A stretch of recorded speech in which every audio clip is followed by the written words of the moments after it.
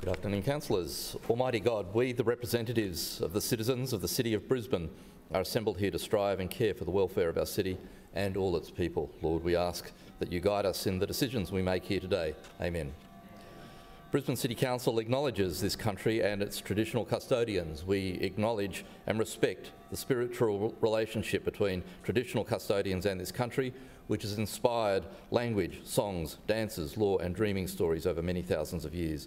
We pay our respects to the elders, those who have passed into the dreaming, those here today, those of tomorrow. May we continue to peacefully walk together in gratitude, respect and kindness in caring for this country and one another. Please be seated. I declare the meeting open. Are there any apologies? Councillor Cassidy. Thanks. I move that Councillor Griffiths be granted a leave of absence for today's meeting. Second. Thank you. It has been moved by Councillor Cassidy and seconded by Councillor Strunk that Councillor Griffiths be granted leave of absence from today's meeting. All in favour, please say aye. Aye. To the contrary, no. The ayes have it. Confirmation of minutes, please. Mr Chair, I move that the minutes of the 4,702nd meeting held on Tuesday 28th of February 2023 be received, taken as read and confirmed. Seconded. Thank you. It has been moved by Councillor Landers and seconded by Councillor Hutton that the minutes of the 4,702nd meeting of Council held on 28th of February 2023 be received, taken as read and confirmed. All in favour say aye. Aye. To the contrary, no. The ayes have it. Councillors, we have a public participant here today. I'm calling on Mr Craig Moore, who is coming into the chamber at the moment, to address the chamber on sit and chat communications tables, and there's been information distributed to councillors' desks as well. Mr Moore, you can sit or stand depending on your preference, and you have 5 minutes when the microphone's turned on. I'm ready. Thank you. Thank you. Mr Chair, councillors, Lord Mayor, we are sit and chat. Communities working and volunteering together while solving problems together. This is the first of its kind project never seen in the world before. Orange aluminium sit and chat conversation table and chairs permanently placed at strategic locations in parks, waterfronts and communities, replacing or adding to the existing aluminium tables that you already see in parks. By powder coating existing tables orange, we can keep costs down. We place a large aluminium plate that covers the whole table, laser engrave a QR code and large wordings which reads, "Anyone who sits at this table is open to have a conversation with anyone else who sits at this table." The QR code links to an app with pop-up table map location and calendar for other groups and charities to schedule their own dates and time slots at the tables, keeping interest in the tables while promoting their own causes in the public eye. The goal of these tables is to encourage conversation between people of all ages, as most people won't sit down at a standard aluminium table when 2 or more people are already seated. But an orange conversation table gives that person the invitation to join in. The benefits of these tables are numerous. For one, they provide easy access for people with disability and the opportunity for the public to be involved and connect with others. In a world where technology often isolates us, these tables offer a way to break down barriers and foster community connection. Additionally, they provide a sense of belonging and contribution to the community while being part of something bigger than ourselves. The conversation tables will provide a place where people can come together and enjoy the company of others, share stories, make new friends. For seniors, these tables will provide an opportunity to stay engaged with their community and continue to learn and grow. The benefits of these tables are clear. The cost is minimum. The budget will cover the cost of materials, labour and other expenses associated with installation or modernising the existing tables. We are also allocating funds for the development and maintenance of the QR code app and website. Funding request.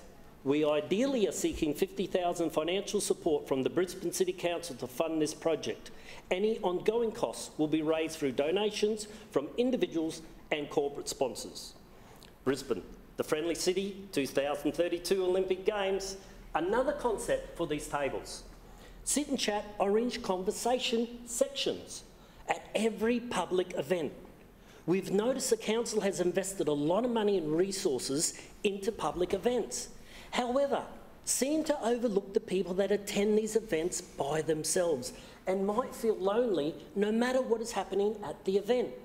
The solution: an orange conversation section with marquee, the table and chairs, 2 signature flags, 2 volunteers to meet and greet the public, like Kmart greeters. Introducing people to each other, creating conversations with anyone who drops by, also having the knowledge and information of the event.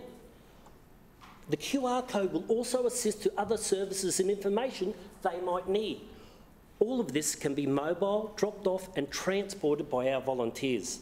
The conclusion: 1 in 5 Australians experience mental health. However, many people do not seek professional help due to fear of judgment, lack of access or affordability, or simply not knowing where to go. This project will save lives, and the table will be an orange beacon attracting media and public attention, showing all of Australia the care and innovation ideas the Brisbane City Council has for its community. Thank you for your time. Thank you, Mr Moore. Councillor Howard, would you like to respond? Thank you, Mr Chair, and thank you, Mr Moore, for that very passionate presentation. My name is Vicky Howard. I'm the Civic Cabinet Chair for Communities. So I would just like to once again thank you for addressing Council today and for the collective works of yourself and Sit and Chat volunteers in raising awareness of such an important issue. We know that loneliness can affect anyone at any stage of their lives, anywhere across Brisbane, and the Schrinner Council is committed to creating a more connected Brisbane through our Inclusive Brisbane Plan. Our Inclusive Brisbane Plan aims to make it easier for people of all ages, abilities, backgrounds to travel, work, live, enjoy and connect in Brisbane.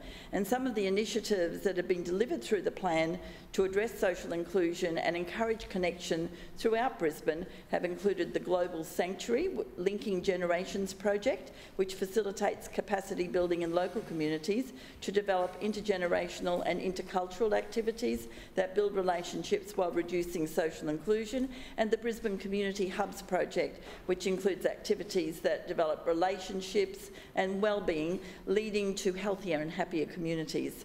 And while these are just 2 projects that Council has supported through our Inclusive Brisbane Plan, we acknowledge that there is always more that can be done in this space to support those in need. And I understand that you have already been in discussions with Councillor Cumming with regards to the great work that you are doing and the plans that you have in Brisbane. And going forward, I'd like to put you in touch with the City Standards area of Council who manage our assets in parks, including benches and tables, to discuss the suitability of your proposal. Again, thank you for taking the time today to address Council and for your tireless work in raising this issue within the community. Thank you. Thanks, Mr Moore. Thanks for coming in. Councillors, question time. Are there any questions of the Lord Mayor or a Civic Cabinet Chair of any of the standing committees? Councillor Mackay. Thanks, Chair. My question is to the Lord Mayor. Lord Mayor, last week you launched Brisbane's Sustainable Growth Strategy, which is our city's housing and homelessness strategy. It's a bold plan, common sense plan that will make sure that the growth of our city will be managed in a considered and sustainable way. Can you please update the Chamber on how this strategy will help address the long-term need for housing availability, including the provision of rental accommodation in the right locations? Lord Mayor. Thank you, Mr Chair, and also thank you, Councillor Mackay, for the question. And indeed, it is a common sense plan because we know that growth is coming. We know that growth has continued for many years in Brisbane and is not going to slow down. We are the fastest growing capital city in Australia. People are coming here. I understand why people want to come here. It's a fantastic, livable place, and growth is coming. And so our job as the administration of the city, as the leaders of the city, is to make sure that growth is managed sustainably. Sustainable growth. And we know that there's various ways that you can respond to growth, but there is only one way that is sustainable, and that is ensuring that we have an approach that sees our green space and our lifestyle areas and our livability protected. It ensures that growth happens where there is good transport and facilities. It ensures that growth happens around the inner city and growth happens around major centres and growth happens in suburban renewal areas, but that our wonderful lifestyle in Brisbane is protected and our environment is protected. And so that's very much what our sustainable growth strategy is all about. It's about making sure the growth is managed, the growth is well planned, and it's the right homes in the right places to ensure that we have a sustainable city going forward. Now, part of that growth strategy is our proposal for the Kurilpa precinct, which I believe has the opportunity to become Australia's most sustainable community. Australia's most sustainable community. You cannot find a more well-located place to have additional homes for people that need them, to increase supply. You cannot find... Councillor Ryan. You cannot find a place with better access to public transport. You have 2 train stations nearby. You have a metro station being constructed. You have the City Glider. You have more bridges in that part of the Brisbane River than any other section of the Brisbane River. You have a great network of cycleways and walking paths and river walks. You have walking distance from the city. It is all available right there in that Kurilpa precinct, and if you cannot have additional homes being built there, well then where can you have them? Where can you have them? And so the choice we have as a city is to choose whether we want a sustainable path going forward and sustainable growth, or to choose whether we want a pathway of more urban sprawl, putting people in areas that don't have good access to transport or facilities. That is not the smart way to manage our city. Now, we know that there are very limited greenfield areas available in Brisbane, and part of our strategy, a key part of it, is to actually limit further greenfield growth, because what's there that is green, we want to stay green. What is green, we want to stay green when it comes to our environment. I'm not talking about politics, I'm talking about our environment. And what we know here is that when it comes to the political debate on these issues, it's a really clear choice. Do you put people in the right locations with great facilities and great transport, or do you take a not in my backyard approach? Or do you take the easy approach, which is to oppose when new homes are being proposed, when new homes need to be built urgently, when there is little supply, not only of new homes for people to buy, but also of new homes for people to rent? Our approach is different. Our approach is making sure there will be plenty of supply, and that supply is in locations where people want to live and locations where there's great access to facilities. That's the sustainable plan for our city, and that's the sustainable growth strategy that we put forward. It is an anti-sprawl policy. It is an urban consolidation policy. It is a sustainable policy which will see precincts like Kurilpa becoming not only Brisbane's most sustainable communities, but some of the most sustainable communities in the country of Australia. So I commend this particular strategy to the people of Brisbane. I commend it to the Chamber. It is one that we have thought very carefully about, because we want to protect Brisbane's livability. We want to protect Brisbane's lifestyle, but we do need to accommodate new homes. There needs to be a significant increase in the supply of new homes. And anyone who says that, oh yes, we can have new homes, but somewhere else, in someone else's area, Lord Mayor, is not being part of the solution. Your time has expired. Further questions, Councillor Cassidy. Thanks very much, Chair. My question is to the Chair of the City Planning Committee, Councillor Adam Allen. Councillor Allen, over a year has passed since the 2022 floods, and residents right across Brisbane are scratching their heads wondering what has changed with your LNP administration's approach to planning and development in flood-prone areas. In June last year, you said Council was reviewing city plan and the use of cheap fill being used to achieve required building heights instead of houses sitting on stumps. Filling inevitably pushes the problem further down the road. When will changes to building practices in flood-prone areas change? Councillor Adams. Well, thank you, Mr Chair. And I'm not sure all of that question actually relates to the City Planning and Suburban Renewal portfolio. Certainly some of the flood-related points he raised actually sit in other portfolios. But to the extent that I can, I will answer the questions that he raised. You know, in the context of Brisbane City, you know, we've taken quite accurate readings of what happened in the 2022 floods.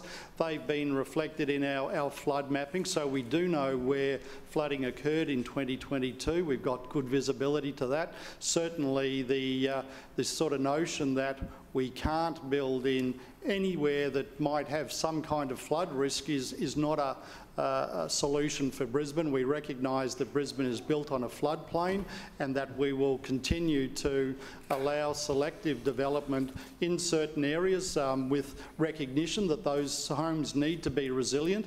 We also recognise that to bring about resilience of homes in these areas, that some of these sites need to be filled, some of them need to be lifted, some of them need to have resilient materials used, and certainly in the context of what I'm seeing around the city, and certainly what I'm seeing coming through the development services area, is that residents are responding to our guidance on flood immunity. They are looking to increase the heights under their ground floor accommodation, so we are seeing the responses. After the floods in 2022, Development Services put out a number of fact sheets to help residents to attain better flood immunity. We also had talk to a planner sessions where we guided people on what they could do to ensure resilience.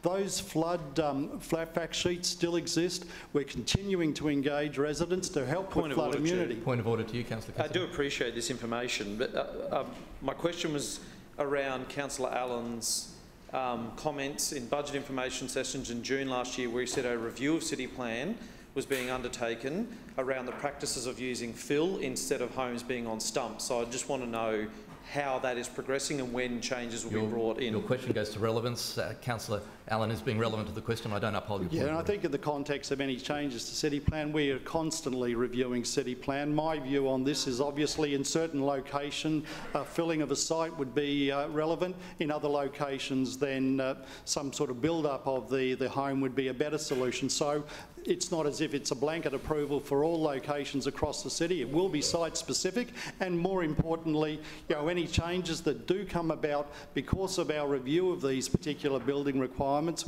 will have to go through the major amendment process in most cases. But it's also worth bearing in mind that a lot of this is actually guided by QDC building requirements. So it's a complex domain, and it's something that we will continue to review. Thank you. Further questions? Councillor Hutton. Thank you, Chair. My question is to the Chair of Economic Development and the Brisbane 2032 Olympic and Paralympic Games Committee, Councillor Adams. Deputy Mayor, last week the Lord Mayor announced Brisbane's Sustainable Growth Strategy, which is our city's housing and homelessness strategy. In this plan, there is a key focus on the Kurilpa precinct, which is a key site for hosting the Olympics. Can you please update the Chamber on our vision for Kurilpa, including its plan in the 2032 Olympic and Paralympic Games and its likely legacy? Deputy Mayor, Councillor Adams. Thank you, Mr Chair, and thank you, Councillor Hutton, for the question, because as it was announced and as we just heard from the Lord Mayor through our housing and homelessness strategy, the Brisbane Sustainable Growth Strategy, Kurilpa and South Brisbane is going to play a very important role in the future of homes and dwellings, and it's going to go a long way to helping alleviate the housing and rental stresses we are currently experiencing. Up, not out is the message here. By allowing CBD-style heights for residential buildings in this area, which is not a far stretch being just over the river from the city centre, we are kick-starting plans to deliver thousands of new homes. This is about thinking strategically about how we are going to move forward as a city and have the foresight to make these changes now so the Brisbane of tomorrow will be even better. We are a city with very limited greenfield development areas, so we have to look for opportunities that make the most of what we have and protect the things that make our city so appealing. Our parks and green spaces, our outdoor lifestyle, the character of our suburbs and the overall livability of our city is all the things that people love most about Brisbane, are the things we need to protect when we're planning for the future. And that is the focus for this plan for the Kurilpa precinct. It's about making the most of the existing and planned infrastructure for the inner city and leveraging these networks to deliver our housing and employment needs. The Kurilpa precinct is arguably one of the most connected precincts in Brisbane. As we just heard from the Lord Mayor, it makes it a very attractive and desirable place to live. Close to 2 rail stations, the new Brisbane Metro, high-frequency bus services, multiple footbridges and ferries, and of course all of the active transport connections that go with that as well. On top of that, it's got a fantastic cultural and entertainment precincts, and it's got the beach right there beside it, overlooking the city as well. A thriving day and nighttime economy that will only get better as the precinct continues to grow. It has all the right ingredients for what could become the most sustainable community in Brisbane. And while it won't happen overnight, it is a significant first step towards our long-term vision for Brisbane and a key part of our Olympic and Paralympic legacy vision. We cannot underestimate the power of the Games and the generational benefits that it will bring to Brisbane. With the new Gabba Stadium just around the corner, through to South Bank and connecting with the Brisbane Live Arena at Roma Street, you can really start to see the big picture and understand just how important this corner of Brisbane will be for our city's success into the future. The state government have already made decisions on the Gabba, expanding the PDA beyond its current boundaries to create what they say will be a major urban renewal precinct. And an important part of this plan will include the active travel corridor through to South Bank and the CBD. Capturing the Kurilpa precinct in these efforts is an obvious inclusion and one that will only further leverage the opportunities that will come our way over the next 10 years and beyond. But as we talk about the future and how we plan to move forward as a city, I can't help but feel a little bit of deja vu on this one. What is an ambitious and common sense plan from our Lord Mayor is not out of step with the priorities we've had in this administration for many years. It was almost 15 years ago when Councillor Cooper, the then planning chair, and I, as the deputy, called for increased heights and densities in the key areas of the city, including Kurilpa, as an anti-sprawl solution for our growing city. And the then opposition supported it, Lord Mayor, you may remember. Councillor Hinchcliffe stood up and said, this is the Amanda Amendment, and we support it because it's smart. Back then it was about meeting the targets set in the state's South East Queensland Regional Plan and a way to tackle traffic congestion, enhance public transport, protect our city's green spaces and make Brisbane the most sustainable city in Australia. A lot has happened since then. There's been a GFC, 2 floods, a global pandemic, and then becoming an Olympic host city. But this solution still just makes sense and we need to get on with it. We've delivered the public transport. We've talked about traffic congestion with Metro.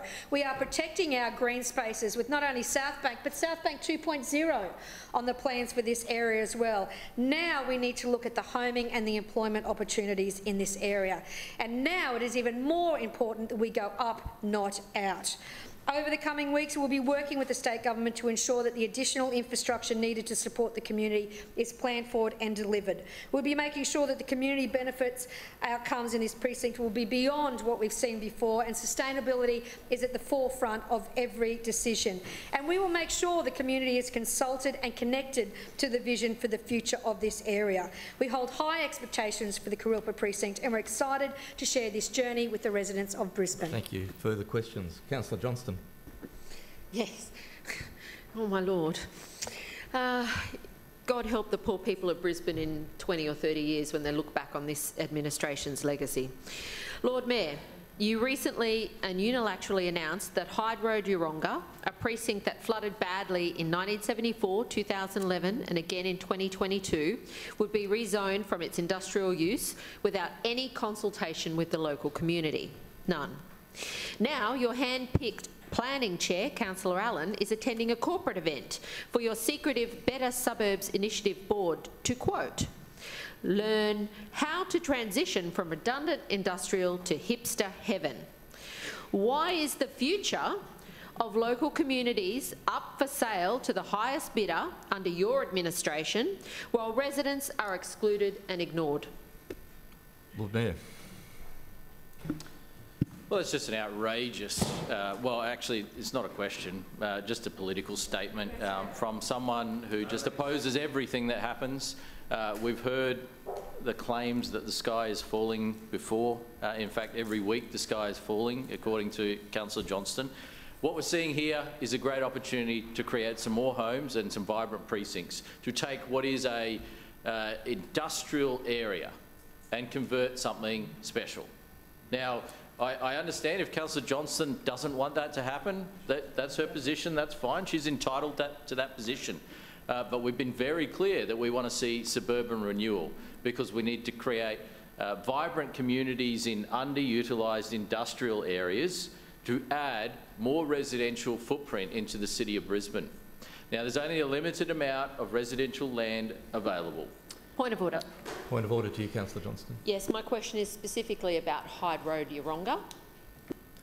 Thank you. The Lord Mayor is being relevant to the question. And so Hyde Road, Yeronga was one of a number of locations, and in fact around 70 hectares of land, which has been identified for further exploration for suburban renewal opportunities.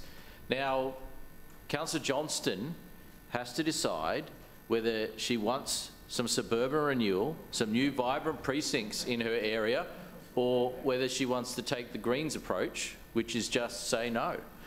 Whether she wants to be part of the problem or part of the solution. Point of order, Mr Chairman. Point of order to you, Councillor Johnston. I'm not in the question, and I'm seeking advice from the Lord Mayor in this question about why the future of local communities is up for sale to the highest bidder under his administration, while residents are excluded and ignored. I don't uphold your point of order, Councillor Johnston. The Lord Mayor is being relevant to the question. As I said, an outrageous political statement from Councillor Johnston, one that sadly we've come to expect week in, week out. But the reality is we've been very clear about our desire to see suburban renewal. And when residents think about, well, what this means for communities, is Tenerife and Newstead a better place now than when it was an industrial and commercial area? Is it, in fact, one of the most desirable places to live in the city now? Is that a degradation of an area, or is it a vibrant renewal of an area? Point of order to you, Councillor Johnston. Again, my question is about Hyde Road, Yeronga. It's not about Tenerife or other areas, and I'd ask you to draw the Lord Mayor back to answering the question. Councillor Johnston, the question was a fairly lengthy question involving suburban renewal issues, and the Lord Mayor is being relevant to the question. And in the middle of a housing crisis where there is a desperate need for new supply of housing, there's an opportunity to take an area like the Hyde Road precinct, which at the moment is quite clearly an underutilised light industrial area, and to create a vibrant community. If Councillor Johnston is against that, by all means she can speak up. But I am for creating new vibrant communities. I'm about making our city and its suburbs better. And this is a proven approach which dates back 30 years in Brisbane, starting with urban renewal and now moving into suburban renewal. And if anyone tells you that these precincts have not made Brisbane better, they've not been paying attention. These precincts have delivered a fantastic outcome. They've become lifestyle precincts which have seen industrial areas transformed into vibrant communities. Now, obviously, Hyde Road is one of a number that we're having a look at, but it is ultimately our desire to add a wonderful addition to the Yeronga community through this, and to create some more homes for people in a time when they desperately need them. So, as I said, we're very openly and clearly identifying areas that can be explored for suburban renewal. We will continue down this path because it is good for communities and it's good for Brisbane, and it creates homes in a time when we desperately need homes. If Councillor Johnston wants to stand in the way, that is her choice. Standing in the way has always been her policy. She stood in the way of a bus depot to provide improved services for her community. She claimed falsely that children will be killed on the roads because of this bus depot, and guess what? The only thing that has happened The only thing that has happened is we've actually got one of Brisbane's best bus depots, and in fact a favourite with the bus operators, to provide services to an important part of Brisbane. And so the people of Councillor Johnston's ward should know by now that when Councillor Johnston says the sky is falling and when she makes outrageous claims, to think twice about believing those claims. Thank you. Further questions? Councillor Hammond. Thank you, Mr Chair. My question is to the Chair of City Planning and Suburban Renewal Committee, Councillor Allen. Last week, the Lord Mayor announced Brisbane's Sustainable Growth Strategy, which is our city's housing and homelessness strategy. This document contains the Shrinner Council's plan to create thousands of new homes across our city. We just heard about one of the key initiatives and its connection to the Olympics. But can you please update the Chamber on any other initiative in this strategy and how our plan will protect Brisbane suburbs? Is the Chair aware of any other alternative vision for Brisbane? Councillor Allen. Thank you, Mr Chair, and thank you, Councillor Hammond, for the question. As Australia's fastest growing capital city, our subtropical climate and desirable lifestyle have made Brisbane an attractive place to live, work and play. We have experienced unprecedented levels of population growth with an influx of interstate residents moving to our city, and you can't blame them. To support this, we need a strategy that will accommodate growth sustainably through well-planned and targeted initiatives. And last week, the Lord Mayor released Brisbane's Sustainable Growth Strategy, which outlines our plans for addressing housing and homelessness across the city. This strategy outlines Council's short to medium-term initiatives to address the challenges of population growth and changing housing needs. The Lord Mayor and Deputy Mayor have already updated this chamber on this strategy, including unlocking opportunities through urban renewal, such as within the Kurilpa precinct. But this strategy isn't just limited to the inner city, despite what Councillor Cassidy thinks. It's about providing the right mix of housing in the right locations to ensure that Brisbane residents at every stage of life have a place to call home. We will build on the initiatives outlined in our industrial strategy, Brisbane Our Productive City, released late last year. This includes facilitating housing supply through suburban renewal precinct planning. Without new greenfield to turn to, we will need to continue to identify areas, potentially remnant industrial areas, that can be unlocked to create vibrant new residential and mixed-use communities. In addition to these sites, the strategy also outlines how Council will review major city centres such as Carindale, Chermside, Garden City, Indooroopilly, Toombul and Toowong to unlock more housing supply and even more jobs. We also recognise the role of build to rent, which is a model that's certainly gaining popularity and is providing key housing options. As Australia continues to urbanise and inner city land values increase, owning a house can suddenly become a more distant dream for many.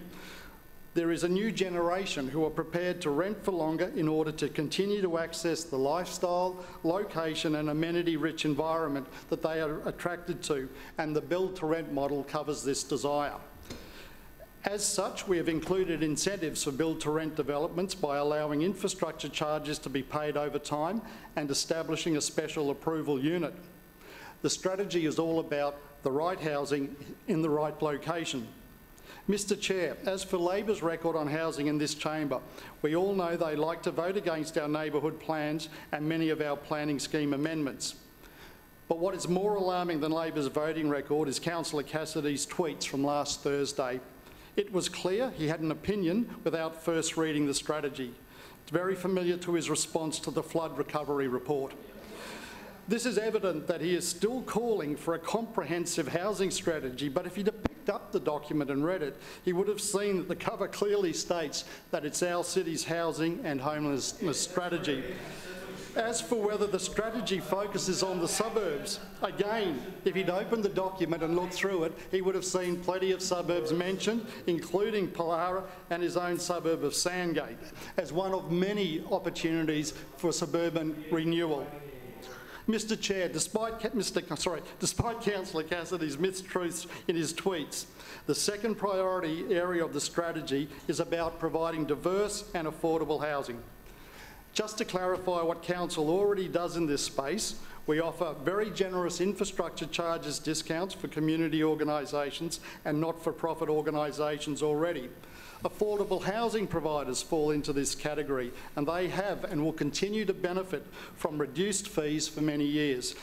In addition to infrastructure charge discounts of up to $45,000, they are also eligible for up to 50% discount on their DA fees when they lodge. As for Councillor Cassidy's comments on Council's infrastructure plan, in November we brought through Amendment 1B to the Local Government Infrastructure Plan and Long-Term Infrastructure Plan. This amendment was our 5-yearly review of both plans to ensure that our city's future development aligns with the infrastructure needed to support this growing population. If Councillor Cassidy was so outraged by our plans back then, one would expect him to vote against this amendment. However, he chose to abstain. I don't have high expectations of Councillor Cassidy. They clearly have no vision for this city. They clearly have no vision for housing in this city. However, I do expect him to read the documents and when making tweets ensure that they are relevant to what's in the document. So, Councillor Allen, your time has expired. Further questions? Councillor Cook. Thank you, Mr Chair. My question is to the Lord Mayor. Lord Mayor, tomorrow is International Women's Day. The theme for this year is Embrace Equity. This LNP Council voted against equal representation for women on council boards. There are 2 men for every woman in the council workforce. I have been personally catcalled by those opposite during a council meeting. What goes on behind closed doors to council staff is even worse. Former LNP Mayor Graham Quirk said, and I quote, "It's no wonder women can't get on," in reference to female councillors in this chamber. Another LNP councillor told someone to grow a pair during a council debate.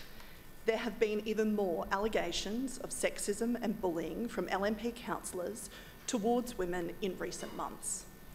This disgraceful behaviour by LNP councillors has done no favours for women, whether they want to get involved in politics or Point of work order, for council. Mr Chair. I just wondered if there's a question. Lord Mayor. Point of order. Is there a question coming soon, Councillor Cook?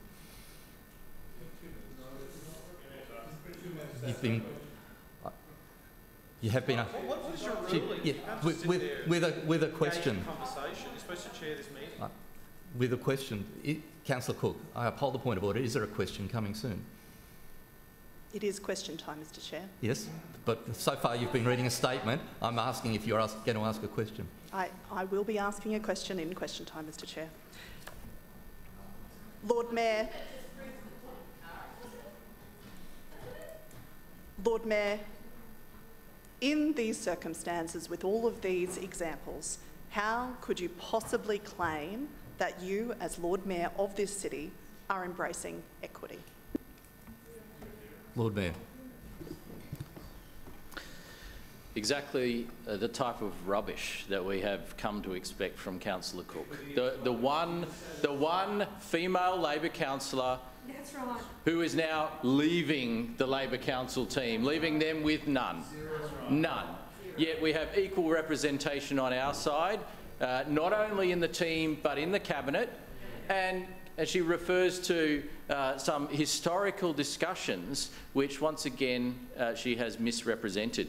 And now she refers to things that apparently happened before I was Lord Mayor, as though they were recent fact. My record as Lord Mayor is very clear. I have a team that has equal representation of men and women. I have a cabinet that has equal representation of men and women. And in fact, if you have a look at some of our entities, I was just talking to Councillor Adams, the Powerhouse, which is a council-owned entity. And in fact, I don't think there are any men on the board of the Powerhouse. There is a female chair, a female CEO, and virtually every member of the board is a woman. And CBIC, a female chair and a female CEO. And in fact, the only people with an appalling record here are the Labor Council. The one female member of their team is pulling up stumps because she can't get ahead. That says it all. That says it all about their pathetic team and their terrible approach when it comes to equity. They talk about it, but they can never deliver it.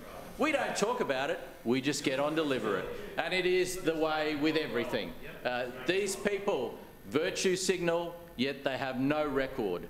They have nothing to stand on when it comes to their record, yet we get on and we do the job, and we have a fantastic outcome for the city as a result. The cabinet makeup is the first time in the City of Brisbane's history, in almost 100 years, that we have seen equal representation of men and women. We see in our team the first time in almost 100 years that we have an equal number of men and women in our administration. As I mentioned before, council-controlled entities like the Powerhouse, they are run by females. They are run by these amazing, strong women. And in fact, just today, we appointed our new manager of transport for Brisbane. Man or woman? Take a guess. I'll tell you who. The person who was best qualified for the job. That's right. She also happens to be a woman. That's right. An amazing, talented and capable woman who will take our transport policy forward with us together, working together. That happened today. That appointment and announcement is today. And so, while Councillor Cook can moan and groan, I think her issues relate to her own team and the fact that she cannot get ahead in a team that is stacked full of men. We have a different situation on our side, and we are proud of that, and it is better for Brisbane that we have this balanced team. And so let's focus on outcomes. Let's focus on realities. Let's not focus on personal agendas here and personal disappointments. Thank you. Further questions? Councillor Landers. My question is to the Chair of the Infrastructure Committee, Councillor Wines. Councillor Wines, the Schrinner Council's record in keeping Brisbane the most clean, green and sustainable city is often spoken about in the chamber. Can you please update the chamber on how the Schrinner Council is using innovative ways to keep our city clean and green, and can you highlight any recent achievements for Brisbane infrastructure in this space? Councillor Wines. Thank you, Mr Chair, and can I thank Councillor Landers for her question and recognise her ongoing commitment to sustainable material in our infrastructure. Now, one of the things that I've been really proud of since I've been Chair, and one of the things that we as an organisation, as a group, as a council administration have been really proud of is our commitment to recycled and renewable and sustainable materials in our construction. So our commitment extends beyond merely the environmental elements around carbon, but beyond that into making sure that the materials we use in our construction are renewable. Some of the best examples that I can think of off the top of my head would be Rickett Road in the eastern suburbs. I believe Rickett Road's in Burbank, which it's very near the edge of the city, and 20% of the material used in that was recycled in some form. So I actually had the presentation this morning in our committee from the Asset Innovation Committee, who are celebrating 10 years of work inside this organisation.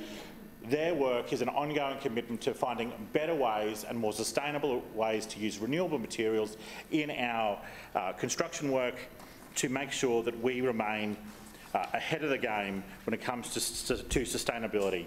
So there's a term called recycled asphalt pavement, which I happen to have some with me, which will shock you all. I have it right here in a small jar. So this is...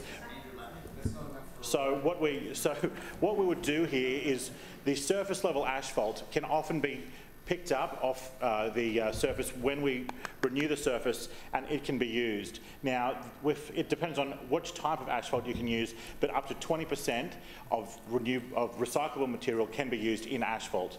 The issue, of course, that the council should be aware of is that the more we use it, the smaller it gets and the harder it is to use it in the future. But that's one of the products we use, and we aim to get it up to 20% recycled surface asphalt.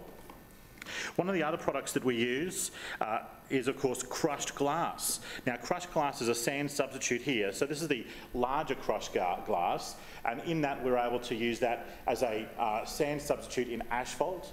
And this product in my hand can make up to 5% of the surface of the road. And it's not going to cut my tyres. And I've received a secondary question from my colleague. No, it won't cut your tyres or your feet. if you walk on it. But it is ground-up glass as a sand substitute. As everyone here would know, sand is a resource, is a mineral that we are forced to mine. This means we don't have to mine it, and it works as an active replacement for that. This is another type of crushed glass in this jar here, and it's used in bedding sand applications, so that's in the lower levels of the road. I've been having an interesting discussion with some of our colleagues and some of the officers about in the road resurfacing program, should we rightly call it that, or should we recognise it as a road reconstruction program? Because in so many ways we actually rebuild the road in a lot of instances, and a lot of the work we do in these in the road resurfacing program is actually design and road improvement, not merely surface replacement. And this is part of the subterranean bedding that goes in, and this again works as a sand substitute. So you can't, I'm not sure if others can see it, but it's a much finer type of sand that we use there. And also to make sure that we keep the surface responsive, and when you put heavier vehicles on the road, it's often better if they have an ability to sort of bounce back, and that's why we use a form of crumbed tyre rubber. And we demonstrated this over in Ruth Street in Wilston about 2 weeks ago, and it's an ingredient we use up to 15% in Type 3 asphalt and 5% in Type 2 asphalt. For councillors' awareness, this is a kind of a ground truck tyre, not a ground car tyre. We are hoping to be able to use ground car tyres in the future, but at this point, this is a use for ground car tyres. Excuse me, ground truck tyres, not, excuse me. It makes our, the question again is, does it make our roads bouncy? It makes them, no, but it makes them bounce back better in the future. It's exactly, it is quite literally where the rubber hits the road. And so, and I just wanted to demonstrate this as practical ways that we use materials from earlier roads, and where materials, when you hand in your glass bottles, where do they go? And it's these sorts of uses that we use for them. So I just want to take a moment, thank Councillor Landers for the question, reassure her of our ongoing commitment to recycling and genuine sustainability in our construction programs, and I know it's something we'll be doing for a long time yet. Time has expired. Further questions? Councillor Cassidy.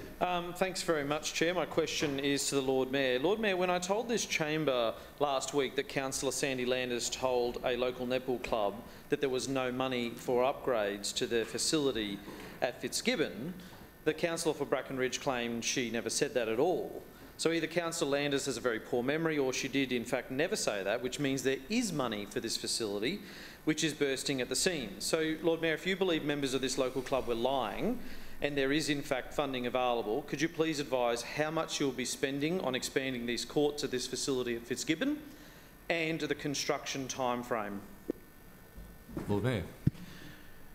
I did suspect someone was lying, but it wasn't the club. Guess who? Thank you. Further questions? Councillor Atwood. Thank you. My question is to the Chair of the Environment, Parks and Sustainability Committee, Councillor Davis.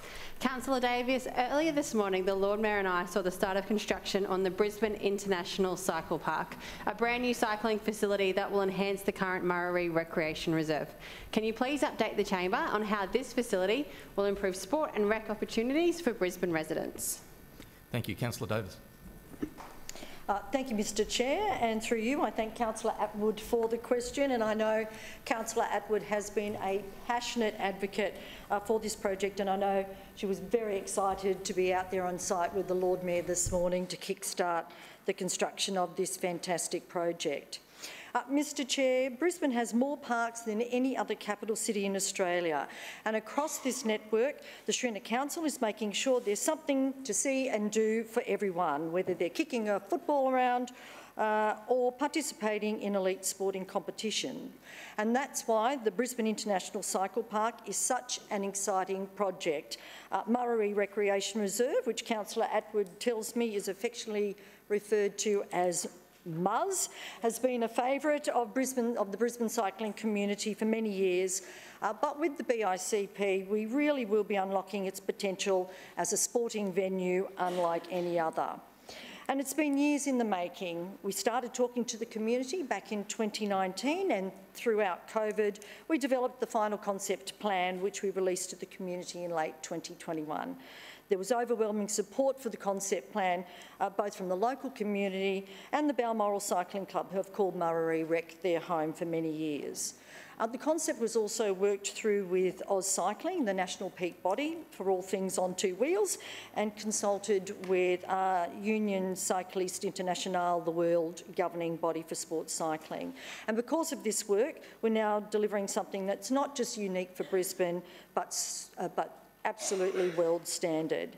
With construction commencing today, we're expecting Murray Recreation Reserve to be completed by 2024. And work will be delivered by a Brisbane-based builder using local contractors and suppliers, with over 1,800 people working on the project, including 35 apprentices.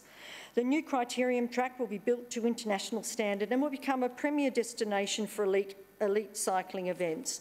And we're conserving and repurposing the existing 1.4 kilometres of bitumen, the bitumen cycling track for general recreational uses.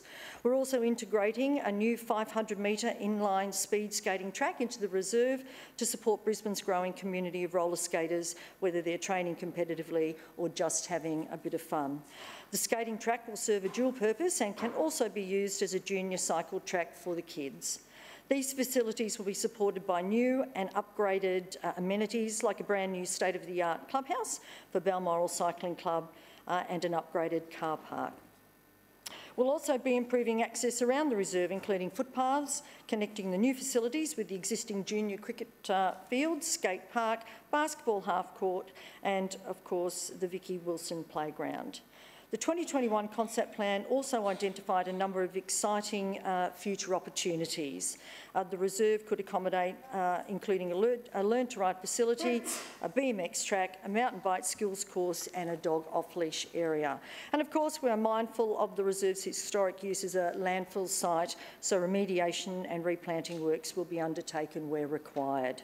Mr Chair, there's so much potential in the massive 34-hectare space right in the heart of the southeastern suburbs.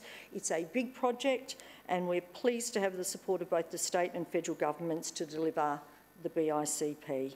As an Olympic and Paralympic host city, we're going to see growth over the next decade all over the city, and we're making sure that we have the amenities to meet that growth. That's why we're not waiting until 2032. Thank you, Mr Chair.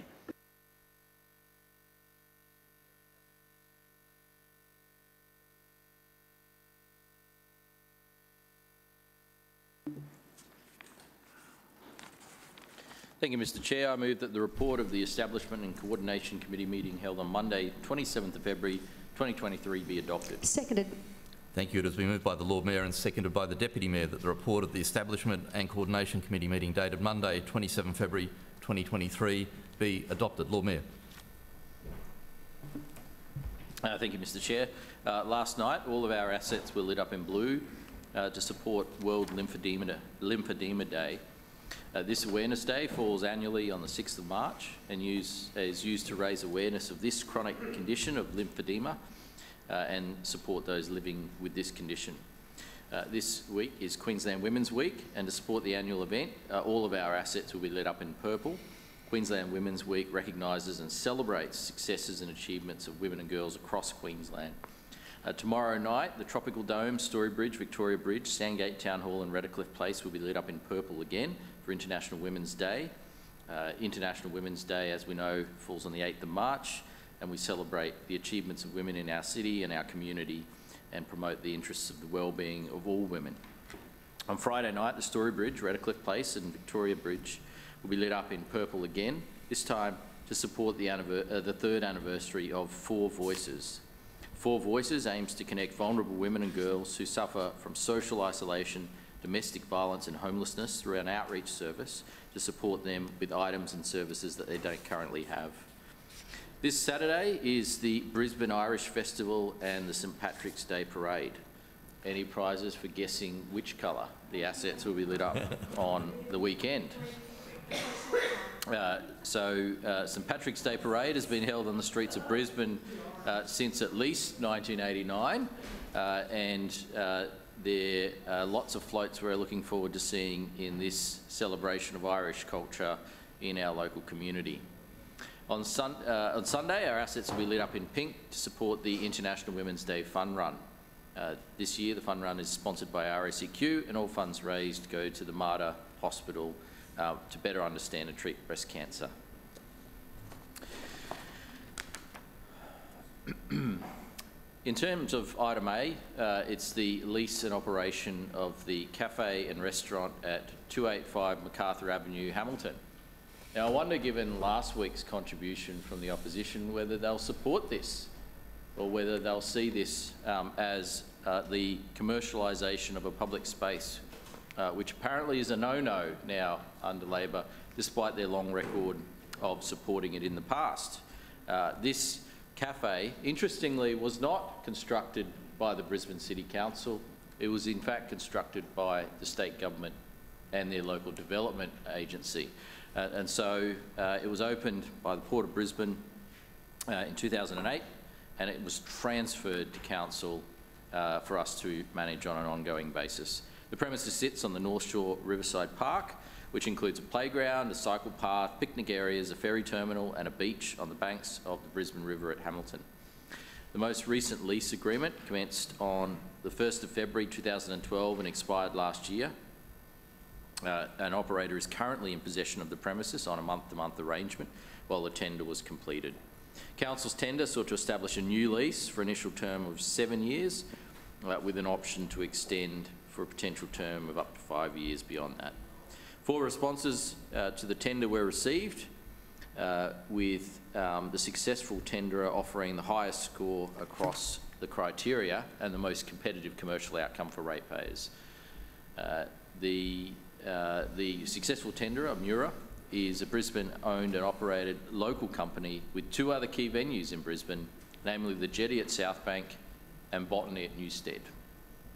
Their pitch included full activation of the site, complementing the use of the surrounding parklands and fitting into it. The new fit-out will be seen both indoor and outdoor, and the space will be used well.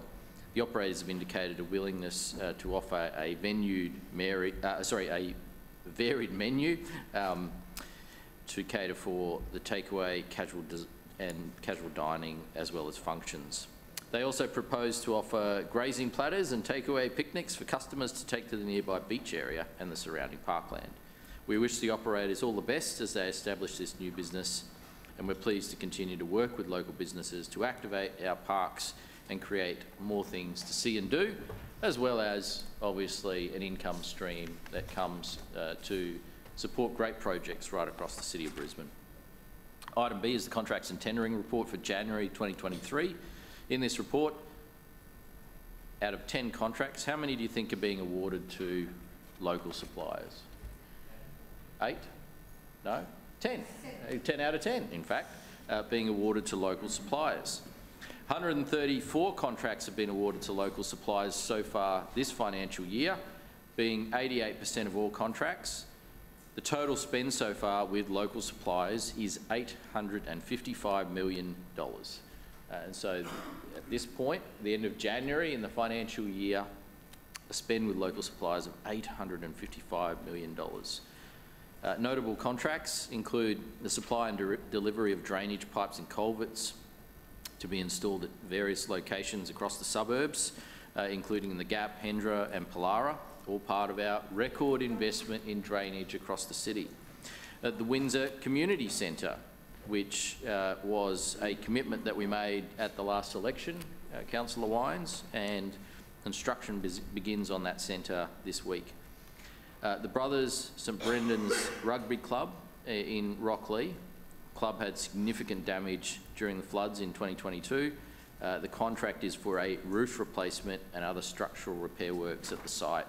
So there's a number of important contracts coming through, part of our record investment in not only Brisbane, but in the suburbs of Brisbane, and also our support for local suppliers that create local jobs. Thank you, Mr. Chair. Thank you. Further speakers? Councillor Cassidy. Thanks, Chair. I rise to speak on these 2 items before us today, the lease of the cafe and contracts and tendering before us today. You know, it's got to be once bitten, twice shy when it comes to these kinds of arrangements under this LNP administration for the lease of these cafes, because we know one of two things happens, Chair. Either they don't do the due diligence around really critical aspects of these leases, or they do and they in fact enter them knowing that workers might be ripped off, or businesses that engage in these contracts may never carry out the works that they commit to doing. Point of order, Mr Chair. Point of order to you, Deputy. I believe that the councillor is imputing motive on council officers who work very hard to make sure procurement matters are dealt with diligently. Yes, Councillor Cassidy, you are reflecting on council officers and ask you to come back to the point of order. No, I didn't. I said this LNP administration. Yes, but it is council officers who undertake the work in regards Sorry, this is the report of the Establishment and Coordination Committee. So these decisions were made last week by these LNP councillors just sitting here. Yes, they are. No, they're not. This is a delegated decision. Just have a debate here. It's not made by ENC, it is delegated, Mr Chair. Look, to the point of order, these are, and to the Lord Mayor's point, these are delegated decisions made by council officers. So the Lord Mayor is now saying that apparently he doesn't have any oversight of what goes on in council.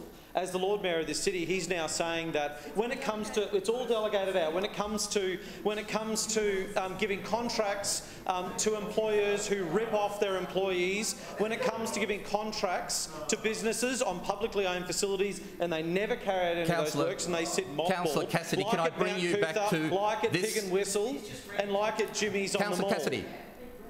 Can I bring you back to the report, please, which is about a delegated decision that has been through ENC last week? Yeah, point of order, Chair. Point of order to you, Councillor I'm sorry, I'm having a bit of trouble following, but it sounds like what you're saying is that the opposition councillors are not allowed to criticise decisions being made by the administration. Is that the Councillor Sriranganathan, the point of order that was taken was in regard to imputing motive, and the imputed motive was about the decisions that have been put to the ENC committee by council officers. That was the issue that I was being asked to rule on. Point of order. Point of order to you. It's probably not point of order. I just want to make it clear, if you read the title, it is the contracts by delegates to council. These contracts are decided before they come to us. So, excuse me, Councillor Johnson, you're not on your feet. Councillor Sriranganathan. It sounds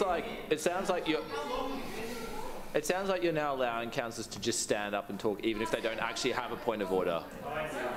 Why did you stand up? Please, can I have some councillors, please, some order in this place. Councillor Cassidy, if I can bring you back to the report, please.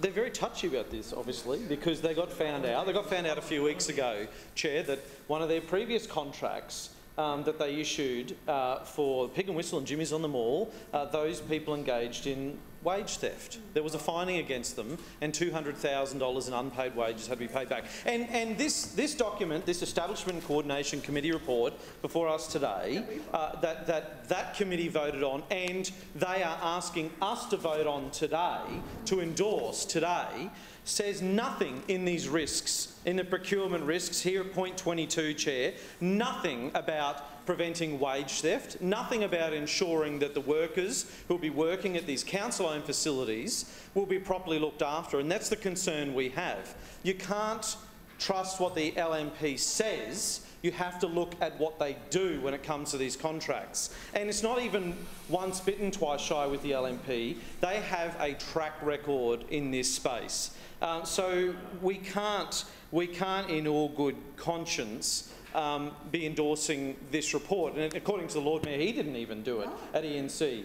Apparently he has no oversight whatsoever when it comes. That's even more disturbing, Chair, even more disturbing. And when you look at, the length of these ENC meetings at between 20 and 30 minutes, there's obviously no questions being asked in ENC meetings. There's no general business. There's no discussion about these items. They're obviously coming to Civic Cabinet, they rubber stamp them, send them to Council, and these 19 LNP councils plus the Lord Mayor just rubber stamp them and send them on their merry way. Well, that's not the right way to be running a council, Chair, so we won't be supporting that item today on the agenda. And contracts and tendering, you know, there's one that stands out here, which is a very good use of ratepayers' money, and that's the investment of the Windsor Community Centre, and we certainly support that item. It'd be great if we saw that approach right across Brisbane. That is a good approach when it comes to a community space and a community facility. You would think that, you know, the Marchant Councillor, Councillor Fiona Hammond, would be pretty upset seeing this. Where council's actually investing in facilities in the community.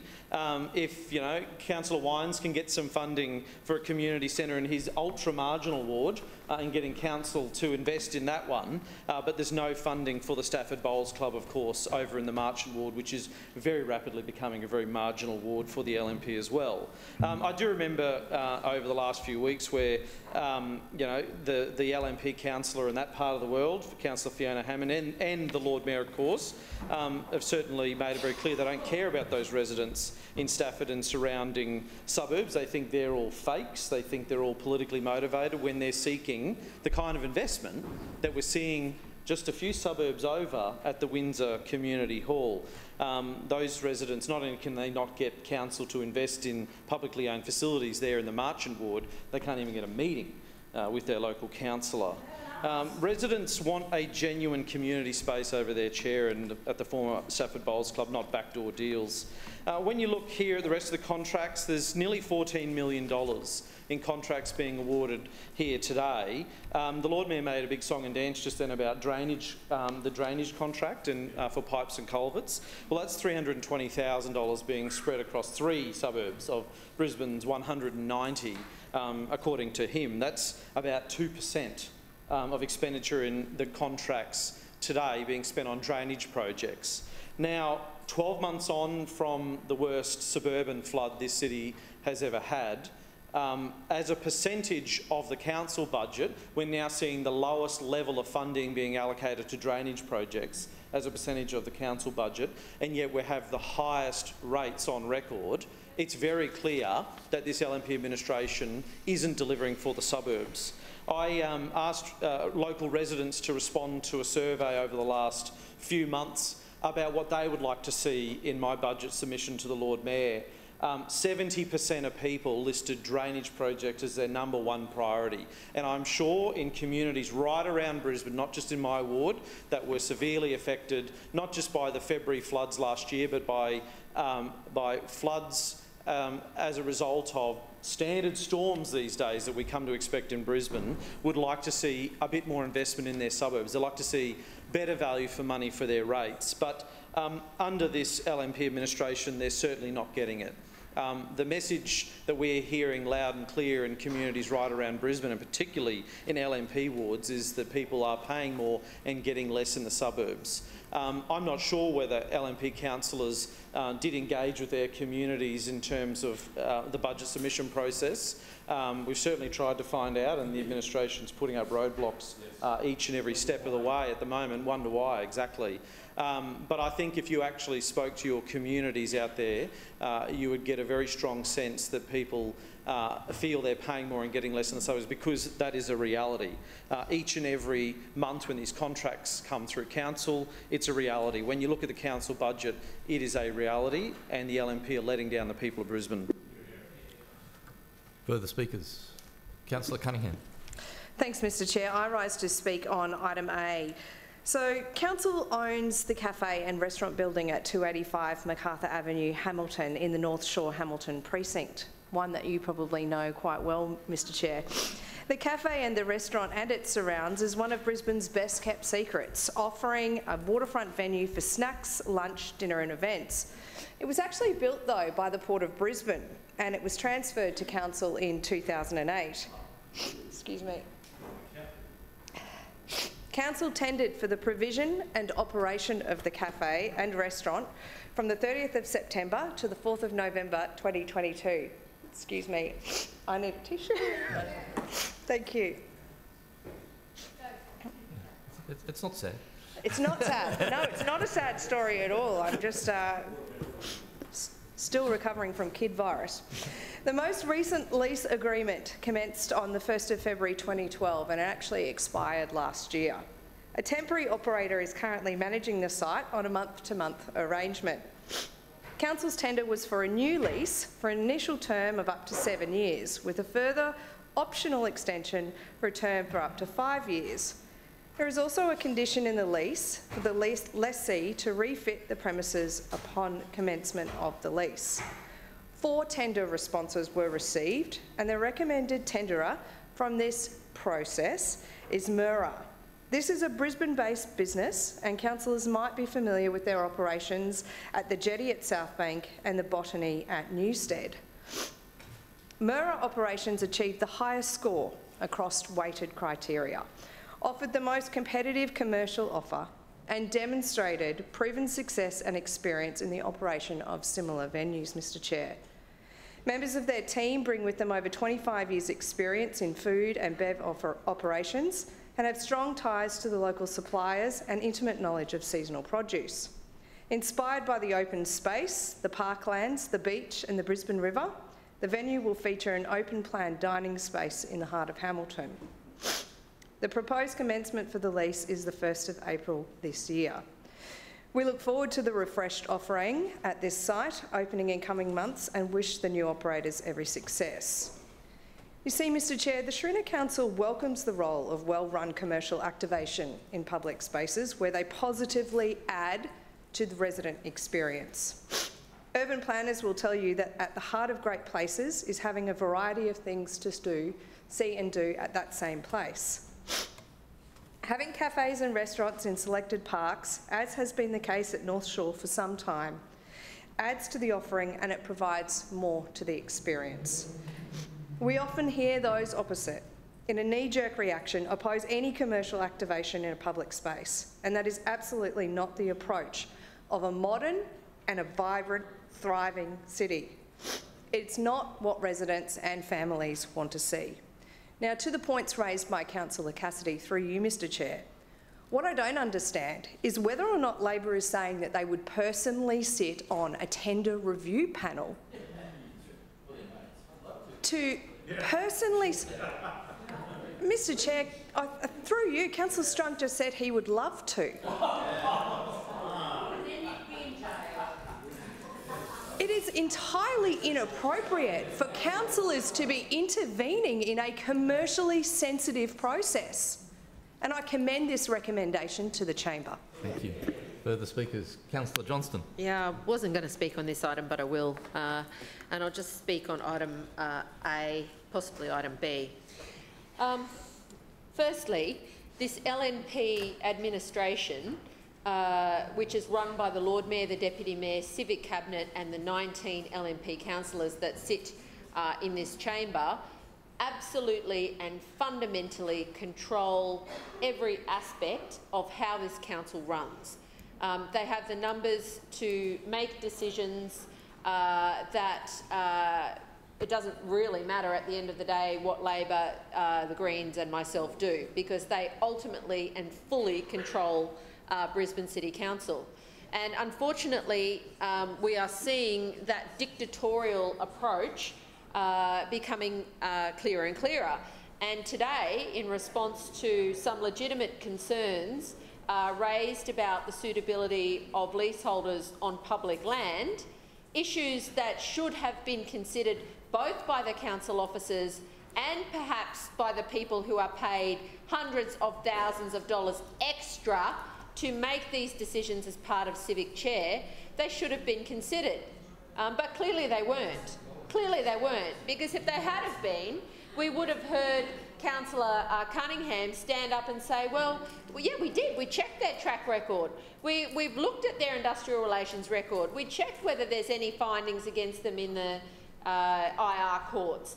But no, Councillor Adams stands up and just goes on a personal attack. Now, that is the way in which the administration... Point of order. Point of order to you, Deputy Claim Mayor. to be misrepresented. Okay, noted.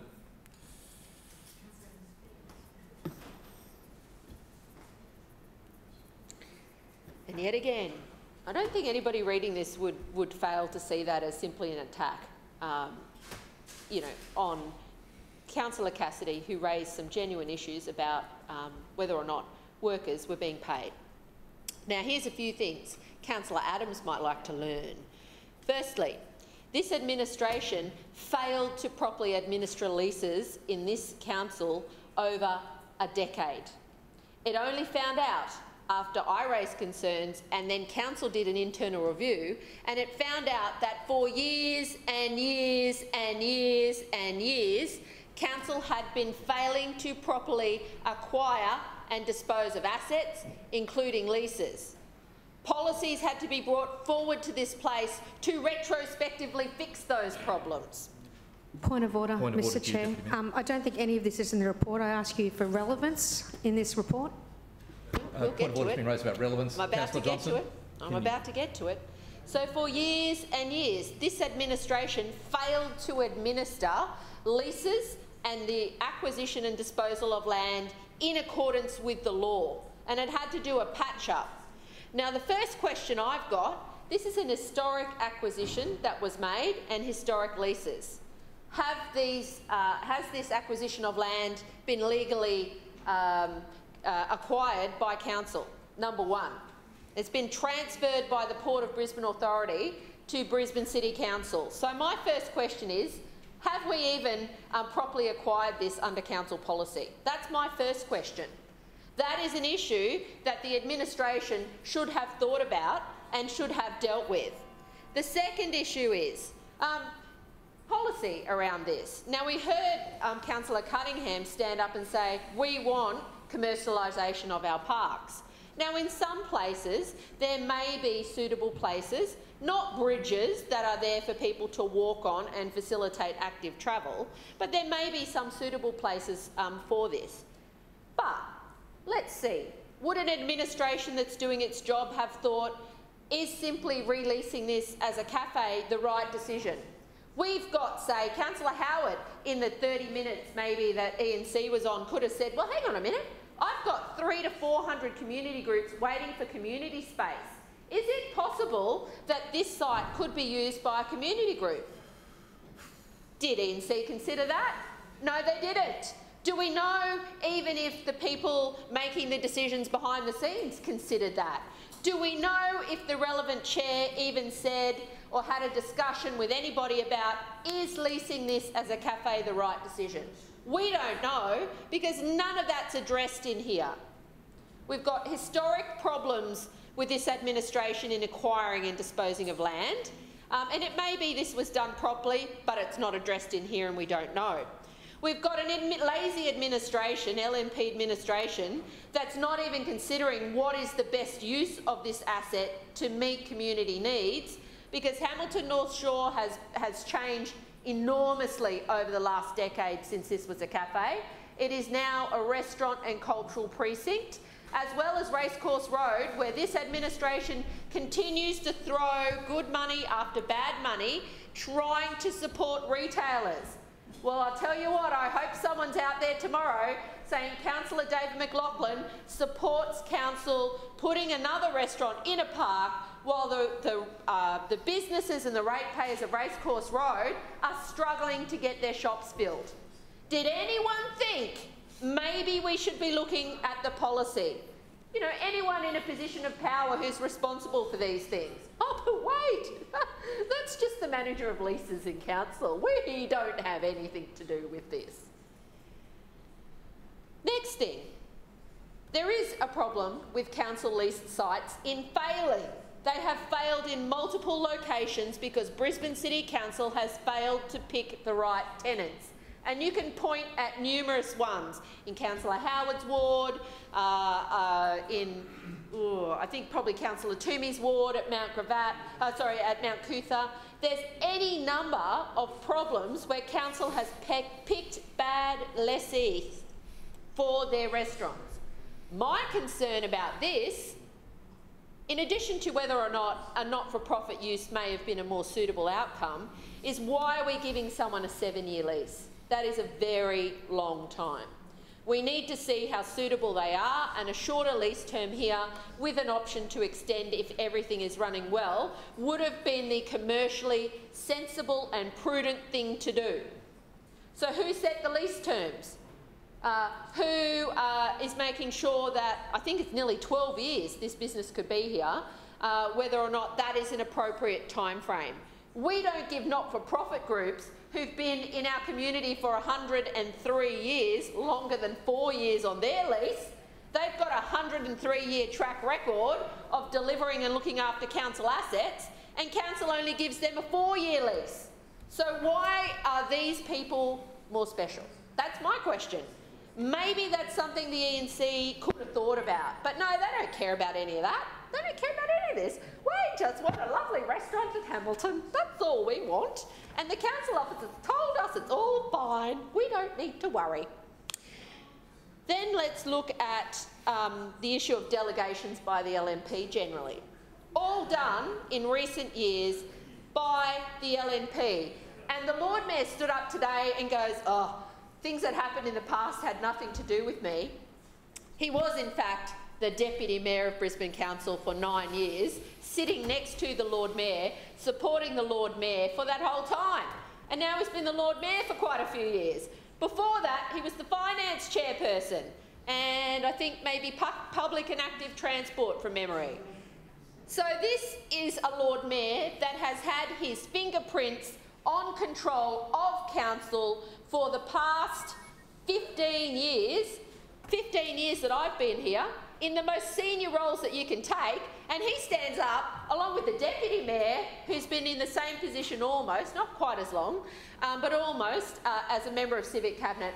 It's got nothing to do with us, they say. It's got nothing to do with us. Do they not take their responsibilities as chairpeople in this council seriously? We know they don't, because they meet for half an hour or less to oversight these decisions. This LNP administration is not making good decisions for the City of Brisbane. They are not interested.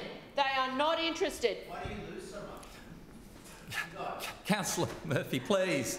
Councillor Murphy. Councillor Johnson, you have the floor.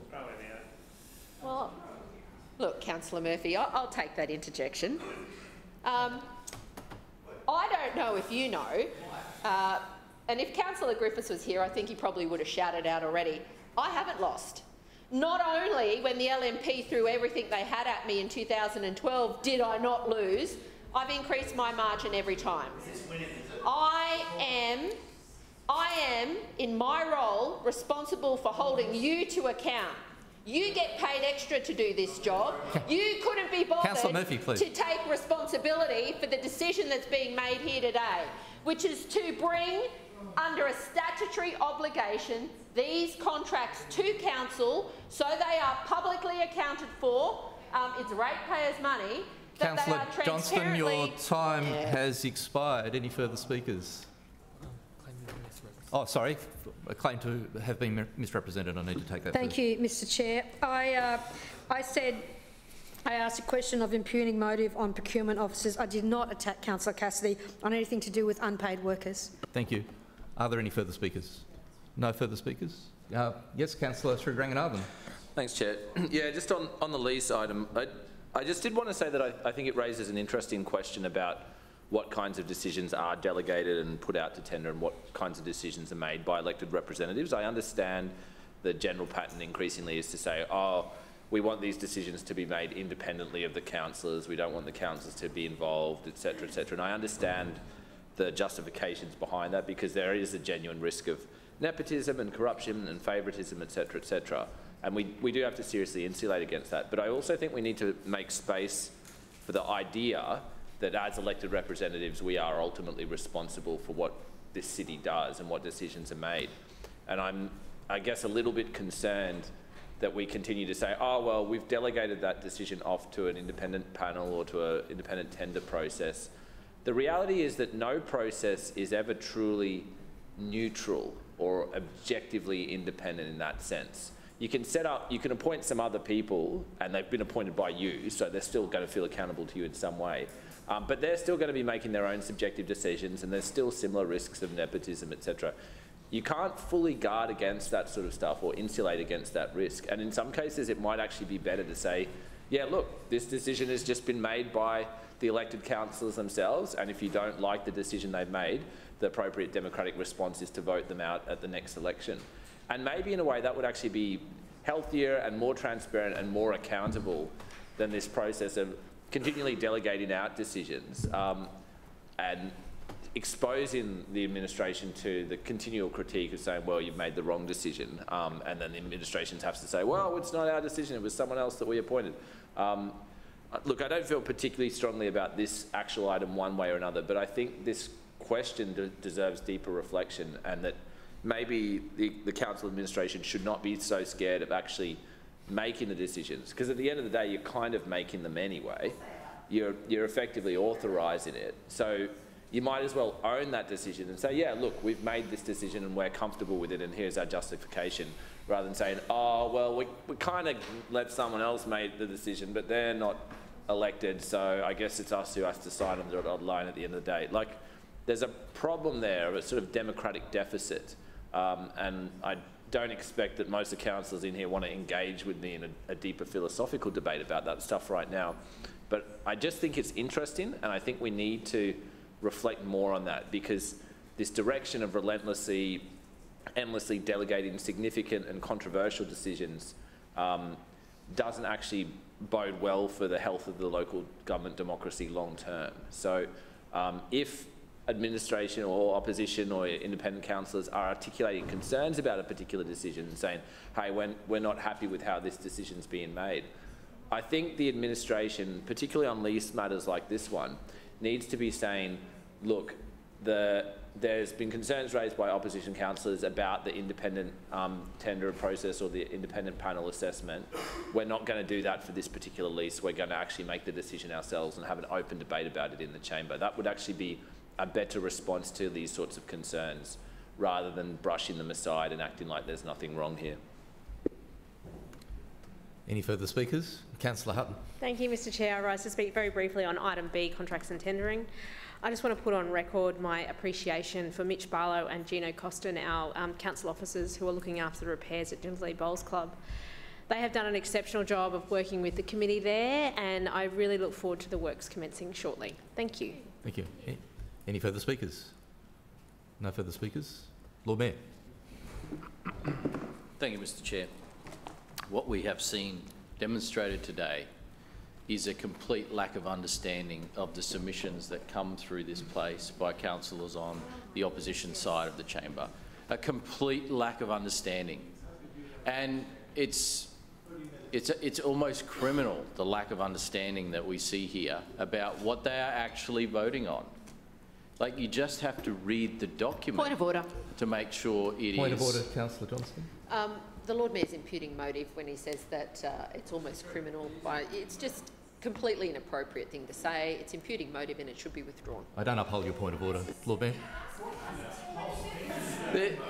The people who throw around accusations of corruption with zero evidence or accountability or anything are now worried that they're getting called out on their complete lack of understanding. There are two submissions coming forward here. One of those submissions we are making a decision on. The first one, the cafe.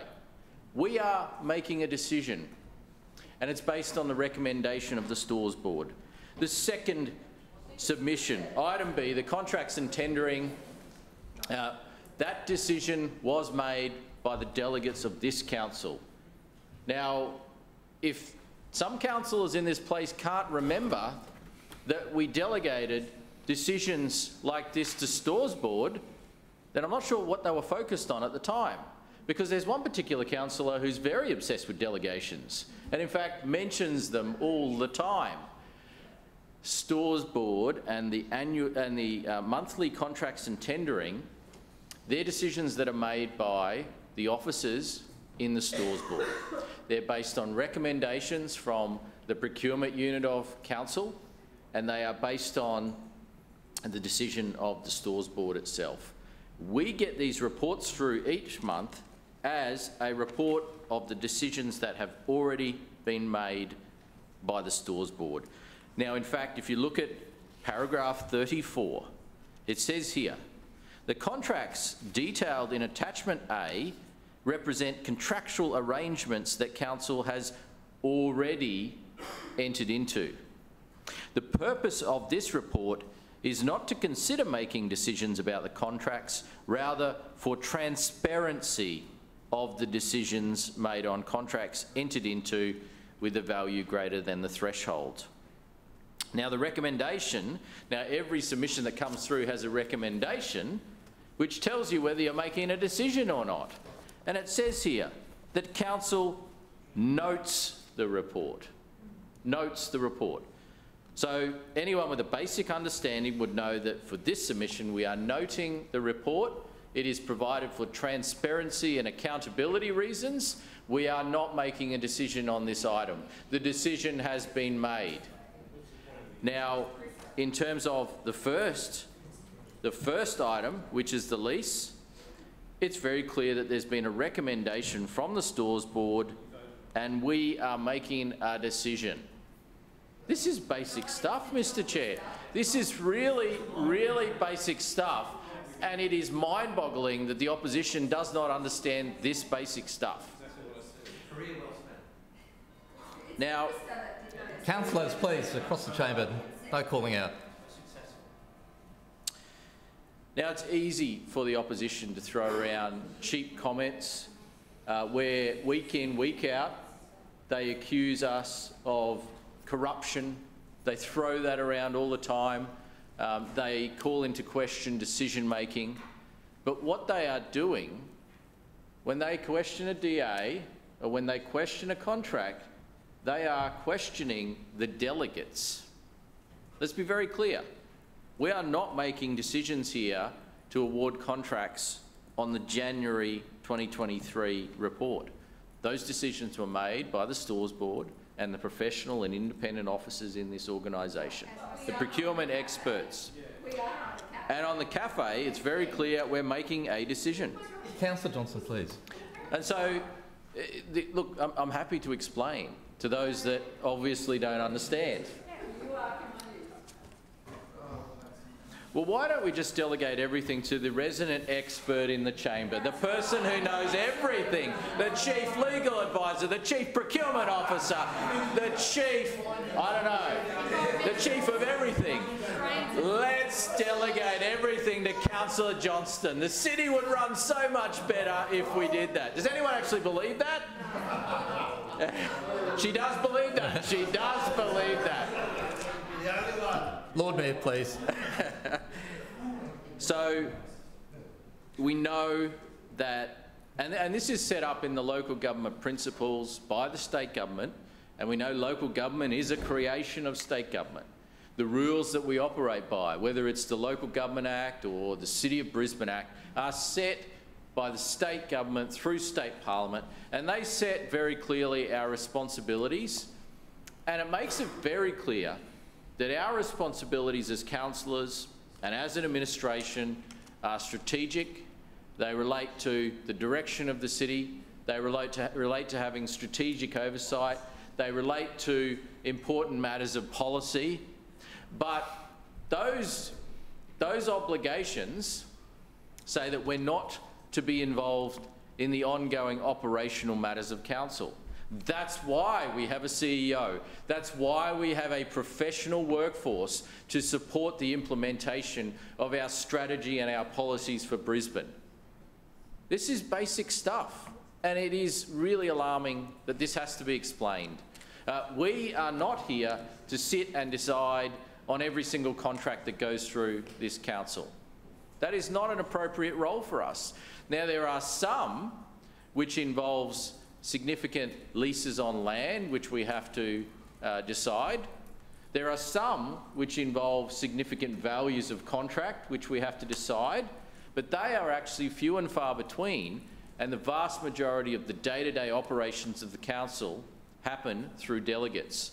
Now, we have, for example, over 4,000 DAs that come in every year. We have hundreds of millions of dollars worth of contracts that come through on a matter of a monthly basis. They are contracts that, even up to this point in time, at the end of January 2023, we've had $855 million worth of contracts awarded to local business. I mentioned that earlier. We, as a council, are not sitting here to debate each and every contract. We are here to set a framework that is accountable and transparent, and that is based on good policy and good principles. and that gets the best outcome for the people of Brisbane. We're not here to debate individual contracts in the main. There are some that we will debate, but the majority we don't. The Local Government Act, the City of Brisbane Act makes it clear that that is not our job, that is not our responsibility. Our responsibility is strategy and policy and the good governance of the City of Brisbane. Our responsibility is not to sit on procurement panels and make procurement decisions. And even where we do make a decision, there's been a recommendation from the panel put forward. And you'd have to have a really, really good reason not to accept the recommendation of that panel. And in fact, I can't remember a case where we have gone against a recommendation from that panel. So even where we are making that decision technically, in a vote in the chamber, it is based on the recommendation of that independent panel. Whether it's the stores board or whether it's procurement officers, it is always based on a recommendation. We do that for accountability. We do that for independence of decision making in these important operational decisions of council. And because we've done that consistently, we have avoided the trouble that other councils have got themselves into. And this is a really important point to make, because we know that to our west, a mayor went to jail. We know that to our south, a mayor just pleaded guilty to corruption. We have never had anything like that happen in Brisbane City Council, and I can tell you under my watch, we will never have anything like that happen, because we have good, accountable and transparent decision-making processes. We base it on the independent council officers and their recommendations. Now, you can criticise those decisions, and that happens in a democracy. You can criticise them, but in the end, this process that we have put in place is one that is accountable, it is transparent, and it gets the better outcome for the people of Brisbane. We don't see what has happened in other councils around us happening here. And I can assure you the level of transparency and scrutiny in our council is much higher than all of those other councils combined. And so, Lord Mayor, your time has expired. Thank you. Thank you. We now move to the vote on this report. All in favour, please say aye. Aye. Any opposed, please say no. The ayes have it. Division. Division has been called by councillors Cassidy and Cook. Please ring the bells. Ayes to the right, noes to the left.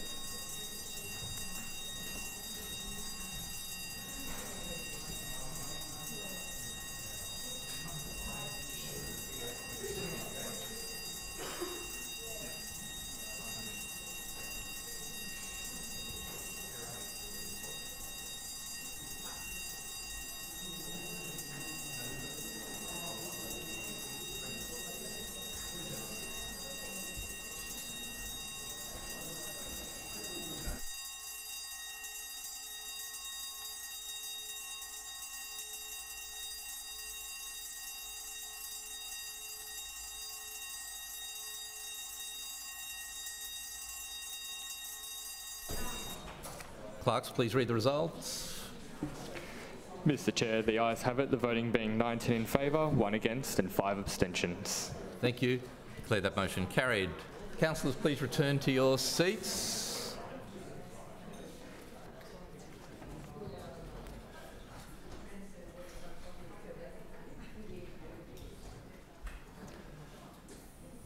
Deputy Mayor Councillor Adams, Economic Development and the Brisbane 2032 Olympic and Paralympic Games Committee report, please. Mr Chair, I move that the report of the Economic Development and Brisbane 2032 Olympic and Paralympic Games Committee meeting held on Tuesday the 28th of February 2023 be adopted. Seconded.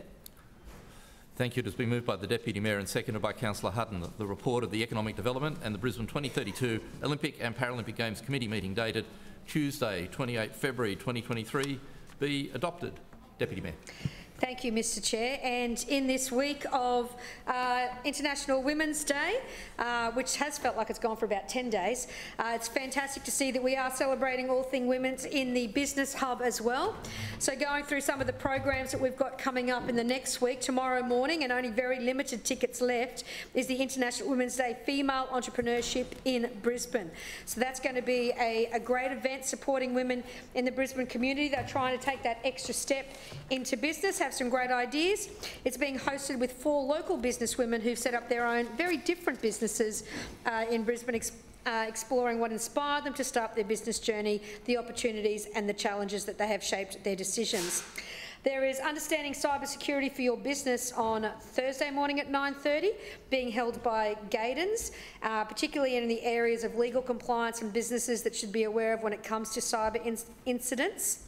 And also on Thursday at 5:30 is On the Couch with Elena Goss. So Lenny won the Lord Mayor's Business Awards last year. She is the CEO of a multi-million-dollar company and sought-after speaker, advocate and mentor. We will discuss her thoughts and experiences on highs and lows of her journeys, women's leadership and the power of collaboration. I like there that they've written down that we will discuss it, because if anybody knows the power and force that is Elena Goss, we will listen to her experiences and highs and lows on her journey. She is an absolutely amazing woman. And keeping in the theme of what today is and this week is about is women in business. And I think it's ironic to hear a question from the Deputy Leader of the Opposition this week about the lack of support for women by Lord Mayor Adrian Schrinner, who has a chamber of 50% women and men and a civic cabinet 50% men and women. And last week, of course, we received a presentation from BETA about the latest recipients of the Lord Mayor's Women in Business grant, so a grant specifically for women in business as well. Now in its second year, it has supported over 100 women with $500,000 in business grants distributed to female-led businesses. Women make up 36% of all business owners in Brisbane, and we want to see this number grow. These grants are just one way we can support female startups and help them develop their skills, further their business and support our local communities. This year, 52 women received grants of up to $5,000 to go towards building their business. From beekeepers to hat makers, lawyers and industrial designs, we saw a diverse range of businesses represented and some fantastic entrepreneurial ideas. The funding has helped businesswomen to purchase vital equipment for their business, as well as business services, training and development.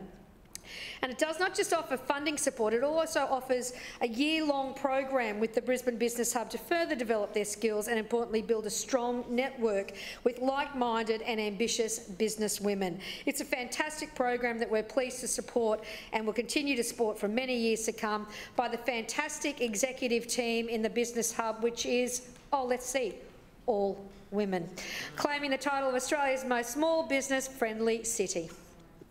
Thank you. Any further speakers? No further speakers?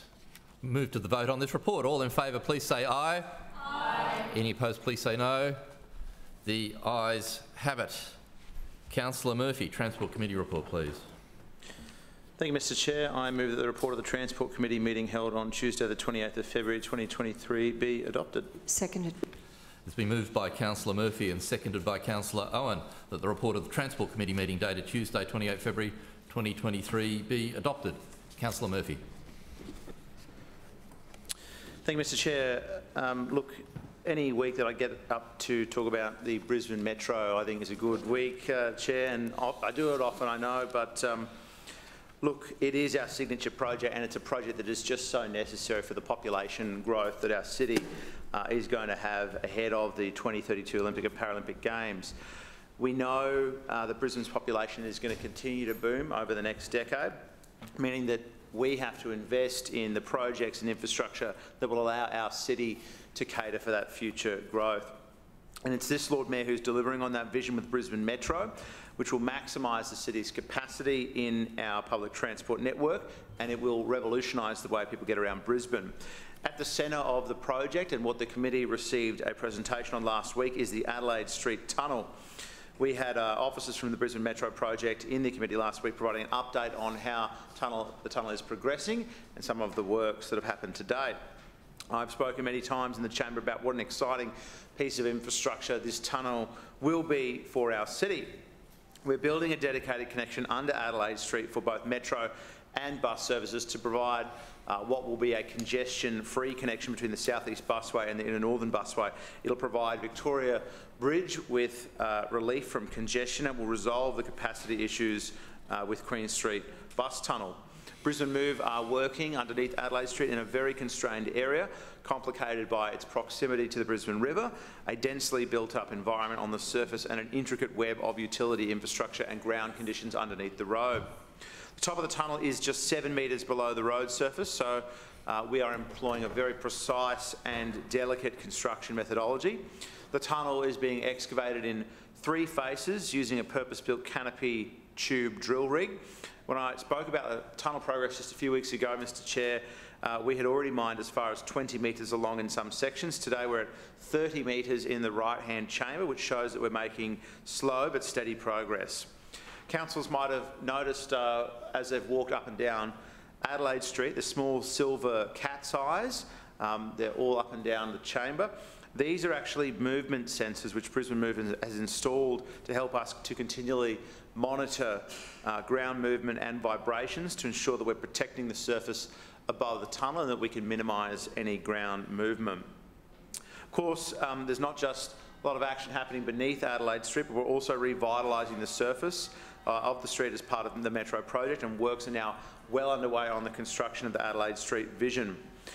We will be, of course, reducing congestion along the streetscape and providing more room for pedestrian movements. And councillors will have already noticed on the part of Adelaide Street between Edward Street and Albert Street, we have already removed a huge amount of street furniture, signage, clutter in the streetscape, and councillors will already notice the improvements along there. We know that our city is growing. It's the fastest capital city in terms of growth in the country, and Metro will give us the additional capacity and reliability that our public transport system needs to support that population, Chair. It's what makes the Brisbane Metro project not just a project that the city wants, but a project that the city desperately needs. Just last week, of course, we had the Lord Mayor and Councillor Allen at the Queensland Media Club announcing Brisbane's, releasing, I should say, Brisbane's housing strategy. One of the major highlights, as has been discussed already today, Mr Chair, was the announcement of increasing heights around the Kurilpa Peninsula.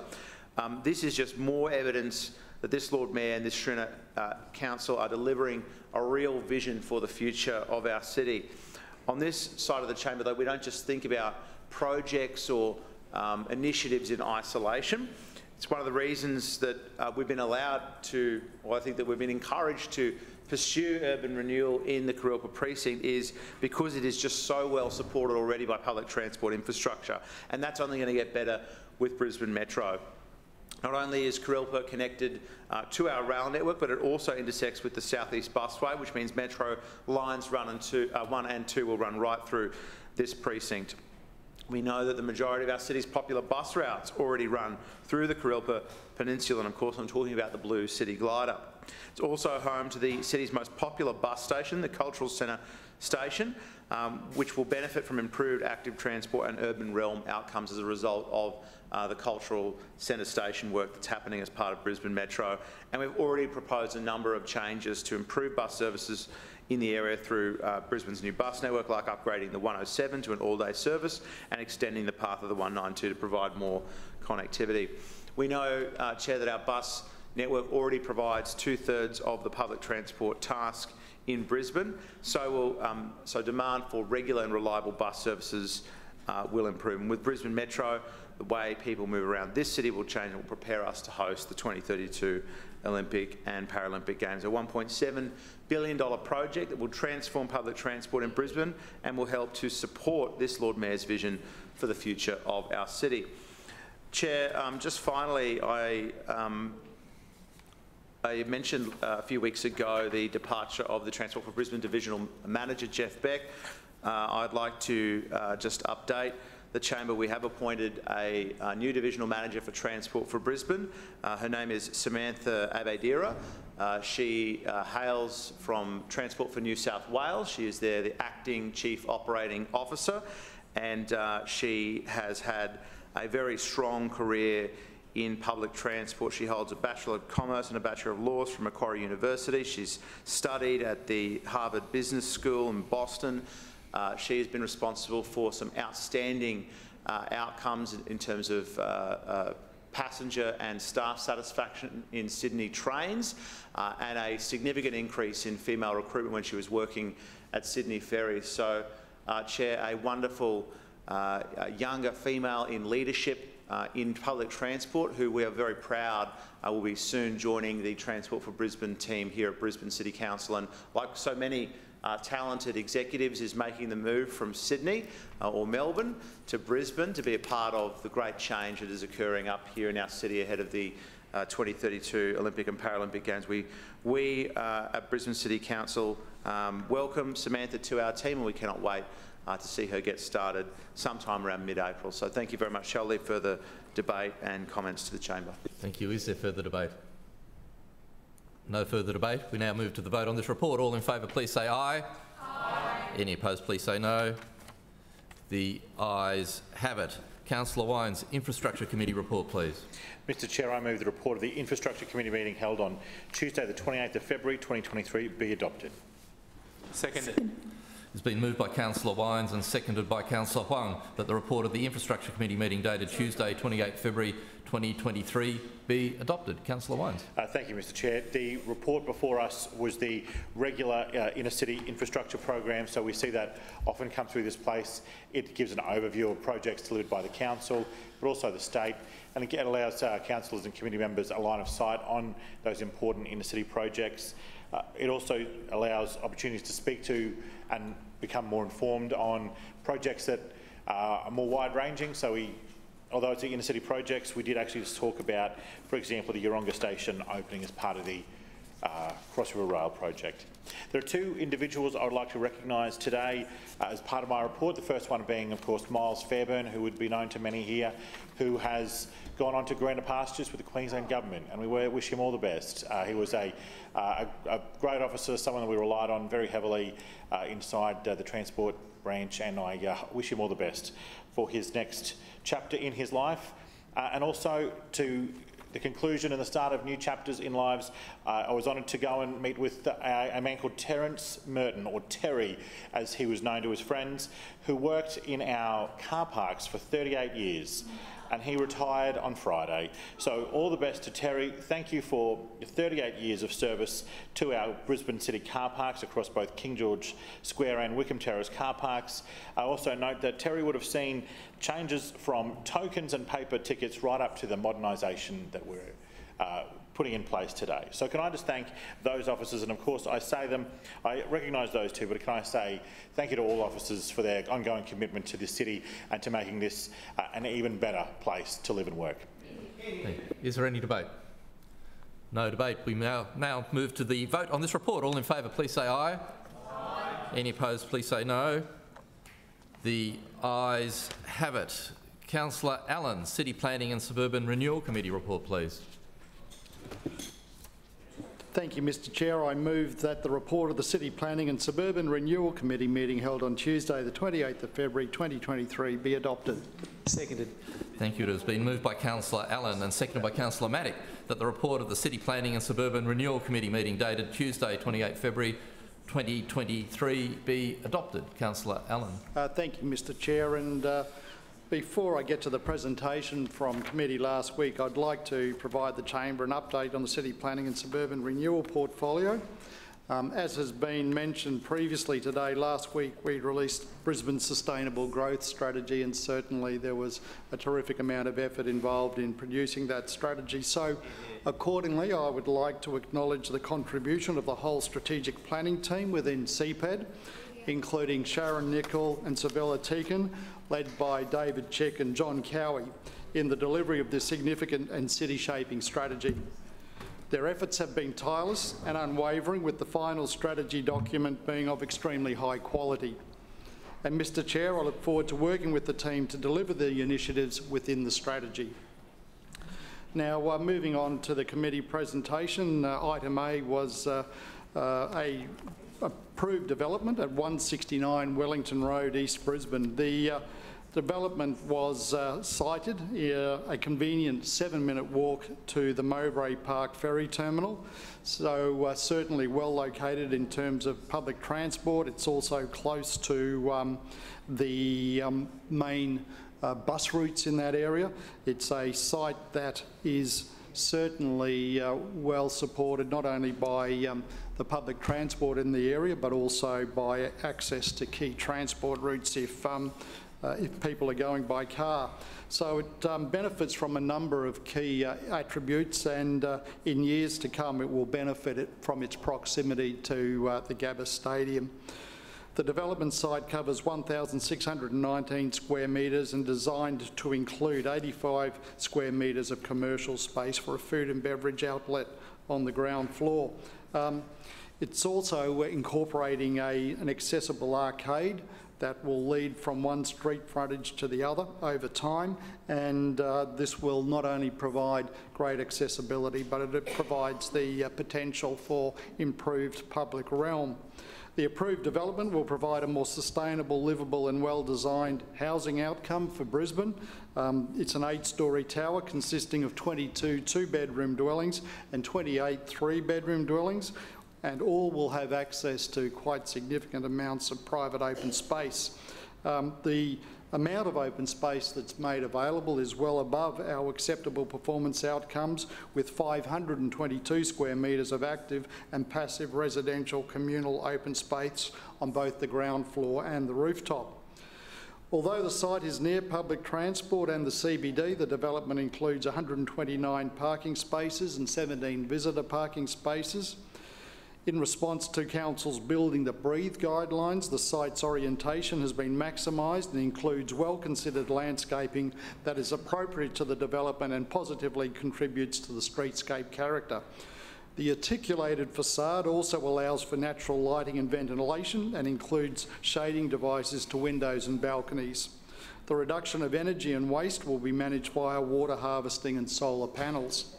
Council has approved the development at 169 Wellington Road, East Brisbane, as it reinforces the diverse architecture and urban form found in the local area, and it contributes towards the Shrinner Council's vision to provide good subtropical design that can deliver economic, social and environmental outcomes and benefits. I'll leave further debate to the chamber. Thank you. Is there any further debate?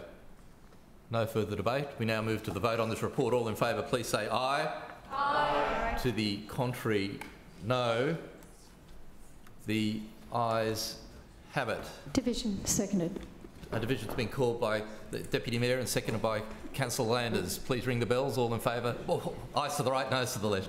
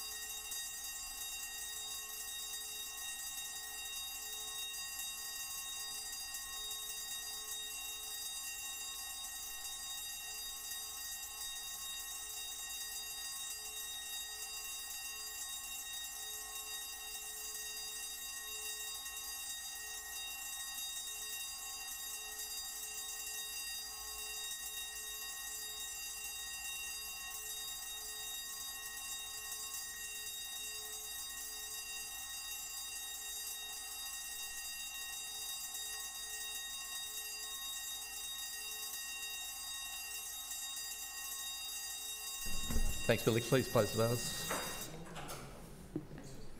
Clerks, please read the result. Mr Chair, the ayes have it, the voting being 20 in favour, 1 against and 1 abstention. Thank you.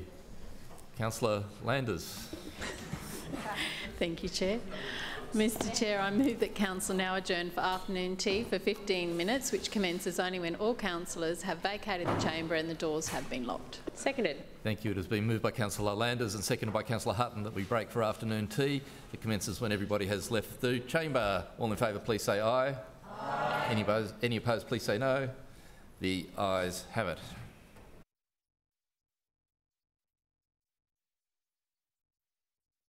Thank you, councillors. Councillor Mackay, Environment, Parks and Sustainability Committee report, please. Chair, I move that the report of the Environment, Parks and Sustainability Committee meeting held on Tuesday, 28 February 2023 be adopted. Seconded. Thank you. It has been moved by Councillor Mackay and seconded by Councillor Toomey that the report of the Environment, Parks and Sustainability Committee meeting dated Tuesday, 28 February 2023 be adopted. Councillor Mackay. Thank you, Chair. Last week's committee presentation was on Brisbane's park classification system. It was very interesting. There's so much to see and do in Brisbane's parks, and they range from little pocket parks on the street corner to the enormous Victoria Park at 64 hectares. And we know that everyone enjoys their local park differently. For some, it's a preference, but we also know the importance of making sure our parks cater to the needs of residents of all ages and abilities. This is where our park classification system comes in. It's a useful tool to ensure a consistent standard of amenity across Brisbane's park network and to ensure our green space is meeting the needs of growing and diverse neighbourhoods. Our classification system defines parks based on primary function or park type and primary level of use or park hierarchy. We use it to plan ahead through the LGIP process to assess CEF submissions and park bookings and events. And of course, I know Councillor Marks will be familiar with this one. What level of upkeep and maintenance is required? There are 7 overarching park types, each with its own subcategories, but the main ones are sport, rec, corridor, natural area, community, landscape amenity and utility. Across these categories range everything from very urban and highly developed spaces like sport parks and urban commons to very natural spaces with minimal infrastructure like nature conservation parks. Within those, there's a hierarchy based on the level of use of the park. This ranges from local, like Ray Lynch Park in Holland Park, district, like Giffen Park, Coorparoo, and metropolitan, like Riverside Land Park in West End. The presentation provided a breakdown of these categories and what they mean. Anyone can enjoy kicking a ball around in any one of our parks, but our sport parks are developed specifically for formal, structured sport activities. They will usually include dedicated fields or courts and are often leased to a local community club, like Moore Park in my ward, the home of Indooroopilly District Cricket Club. General recreation parks like New Farm Park provide open green space for the community and often include a diversity of facilities to support recreation, whether it's a barbecue picnic, a Tai Chi class or a game of frisbee. Urban commons are a new kind of park that we're seeing become increasingly important as more and more people choose to make the inner city their home. These provide small community gathering and recreation spaces in neighbourhoods where residents don't have a backyard of their own, as well as somewhere to walk the dog or let the kids run around. These can range from the iconic heritage places like Post Office Square to newer park developments like Milton Urban Common in the Railway Terrace precinct. Access and recreation corridors are parks we provide along creeks or other linear green spaces. They can be used for recreation or as a connection. Residents can enjoy a range of amenities like seating, fitness equipment or even bikeways like at Kalinga Park and along Kedron Brook. These parks often serve another important purpose in providing drainage and stormwater management corridors or corridors for our native wildlife. Then we have our nature recreation parks, which we develop for nature-based activities like orienteering, bushwalking and even mountain biking. I know Gap Creek Reserve in Councillor Adamans' ward, for example, is definitely a favourite of both locals and visitors alike. This is all just an overview of what is actually a very complex framework and one of the most advanced in the country. It's how we ensure all residents and visitors can enjoy any one of Brisbane's 2,100 parks. No matter what it is they're looking for, there's something for everyone. Chair, I also understand that Councillor Cassidy has asked about the status of water quality testing at Cabbage Tree Creek. I'm pleased to advise that in early February, some source tracking samples were collected as part of an assessment of enter a cockeye loads in Cabbage Tree Creek by the Department of Environment and Science. We're expecting preliminary results in the coming weeks. Thank you. Any further debate? No further debate. I'll put this to the vote. All in favour, please say aye. Aye. Any opposed, please say no. The ayes have it. Councillor Marx, City Standards Committee report, please. Thank you, Mr Chair. I move that the report of the City Standards Committee meeting held on Tuesday the 28th of February 2023 be adopted. Seconded, Mr Chair. Thank you. It has been moved by Councillor Marx and seconded by Councillor Toomey that the report of the City Standards Committee meeting dated Tuesday 28 February 2023 be adopted. Councillor Marx. Yes, thank you, Mr Chair. We had a presentation last week on the new Brisbane street art walls, an initiative that the Lord Mayor has undertaken as a result of the budget review and a request of a well-known street artist, and he's actually a teacher at a high school as well by the name of Turvo. This was received so well, it's been so successful, and I just want to put on the record my thanks. I know there was a number of officers involved in this space getting this up and running, including people in the waste space, obviously the PPI and PSO area with, cleaning the site, making sure it's all ready for everyone, and they were very grateful to it. But in particular, I do want to make mention of our PPI manager, Sam. She absolutely went above and beyond to get this project literally off the ground, and I think I want to publicly thank her for the support and everything she did in this space. I'm happy to leave further debate to the chamber. Is there any further debate from the chamber? No? Move to the vote on the City Standards Committee report. All in favour, please say aye. Any opposed, please say no. The ayes have it. Councillor Howard, the Community Arts and Nighttime Economy Committee report, please. Thank you, Mr Chair. I move that the report of the Community Arts and Nighttime Economy Committee meeting held on Tuesday the 28th of February 2023 be adopted. Seconded. Thank you. It has been moved by Councillor Howard and seconded by Councillor Landers that the report of the Community Arts and Nighttime Economy Committee meeting dated Tuesday 28 February 2023 be adopted. Councillor Howard. Thank you, Mr Chair. Well, of course, there are just a few wonderful things happening, and particularly with our nighttime economy, and the only show in town at the moment is Night Feast. So I hope that you've all had the opportunity to pop along, but remember, you've got until the 26th of March. It's on Wednesday to Sunday from 4:30 to 9:30 at the wonderful Powerhouse, and we also have a free bus. And thank you, Councillor Murphy, through you, Mr Chair, to Councillor Murphy. I really want to thank him for providing. We're providing a free bus that you can get on outside City Hall, and it's on a loop service to the Powerhouse every 20 minutes. It's a fantastic way to get to what is an amazing space. We have top chefs and artists that have joined together to provide a foodie mecca.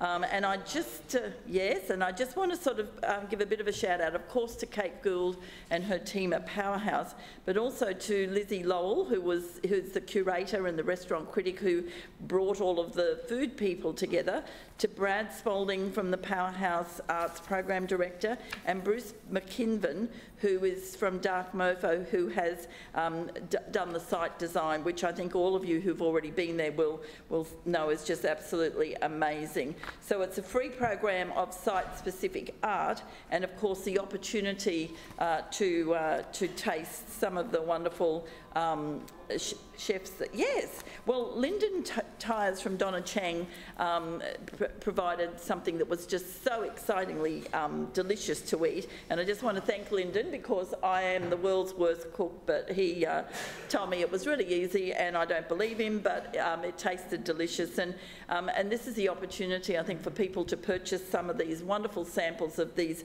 high-end restaurants from around Brisbane, and really I really want to give it a big shout out, and hope that all of our councillors in the chamber are encouraging their residents to attend.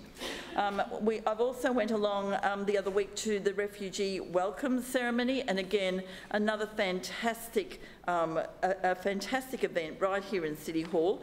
The place was full of people who were all wanting to get their photograph taken with the Lord Mayor, and it was a really wonderful event to see what a multicultural community Brisbane really is, and so that was a great event. I also have been along to the Italian and Hellenic Business Women's Network for International Women's Day last week.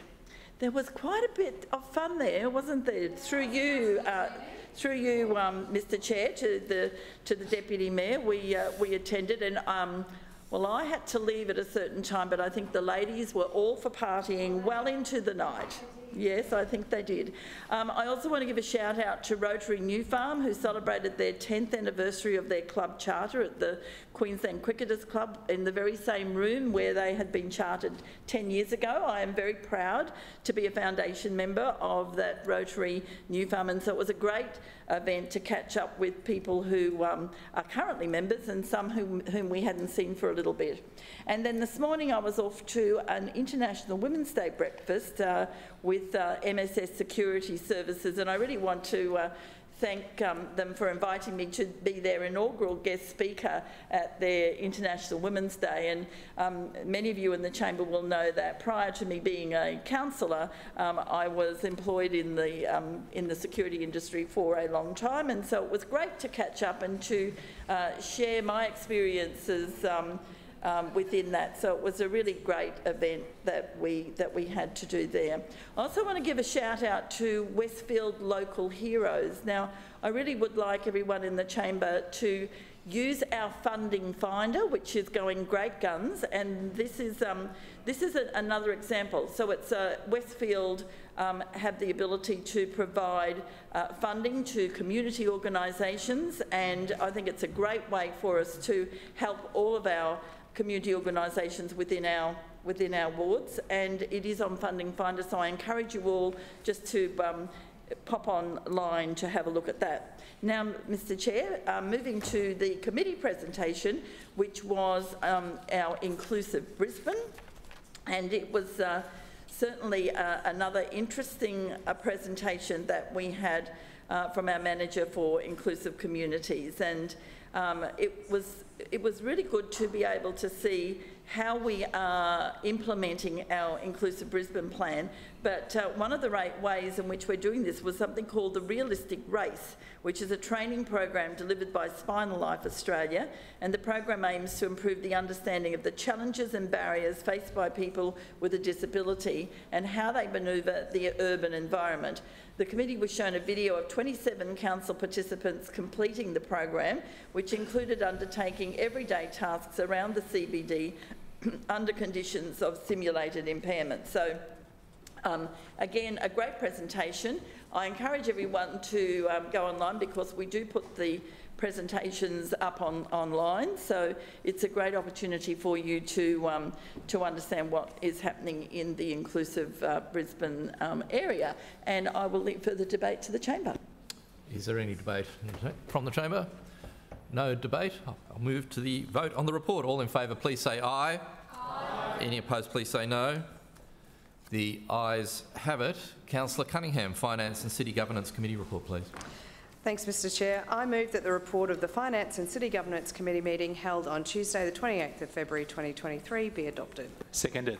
Thank you. It's been moved by Councillor Cunningham, seconded by Councillor Huang, that the report of the Finance City Governance Committee meeting dated Tuesday, 28 February 2023 be adopted. Councillor Cunningham.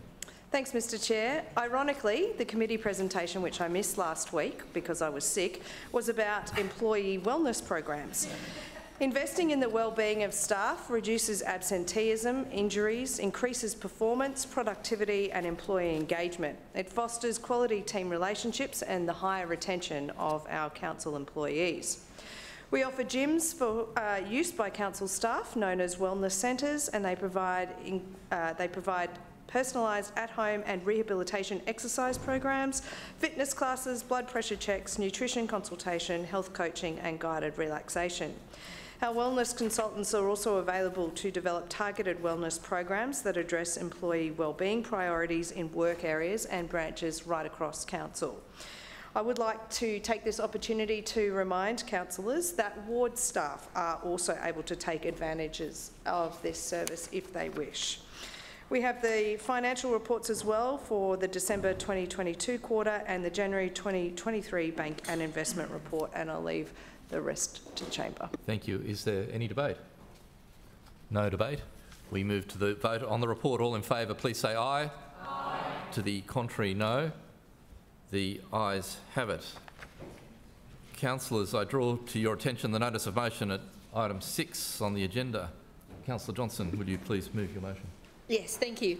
I move that this council cleans up, rehabilitates and fully restores Cactoblastus Corner, a riverfront park in Sherwood, and the riverbank located in the Brisbane River waterway corridor adjacent to Marchant Crescent, Corinda, that were severely damaged by major landslips and subsidence in the 2022 floods as a matter of urgency. Seconded. Thank you. It has been moved by Councillor Johnson and seconded by Councillor Cassidy that this council cleans up, rehabilitates and fully restores Cactoblastus Corner, a riverfront park in Sherwood, and the riverbank located in the Brisbane River waterway corridor adjacent to Marchant Crescent, Corinda, that was severely damaged by major landslip and subsidence in the 2022 flood as a matter of urgency. Is there any debate? Councillor Johnston. Yes, thank you. I hope this is a very straightforward motion today, and it is supported by the LNP and opposition and the Greens councillor. It is 1 year on since the 2022 floods, and then some weeks. Council has advised that the only park that is left closed in Brisbane is Cactoblastus Corner at Sherwood.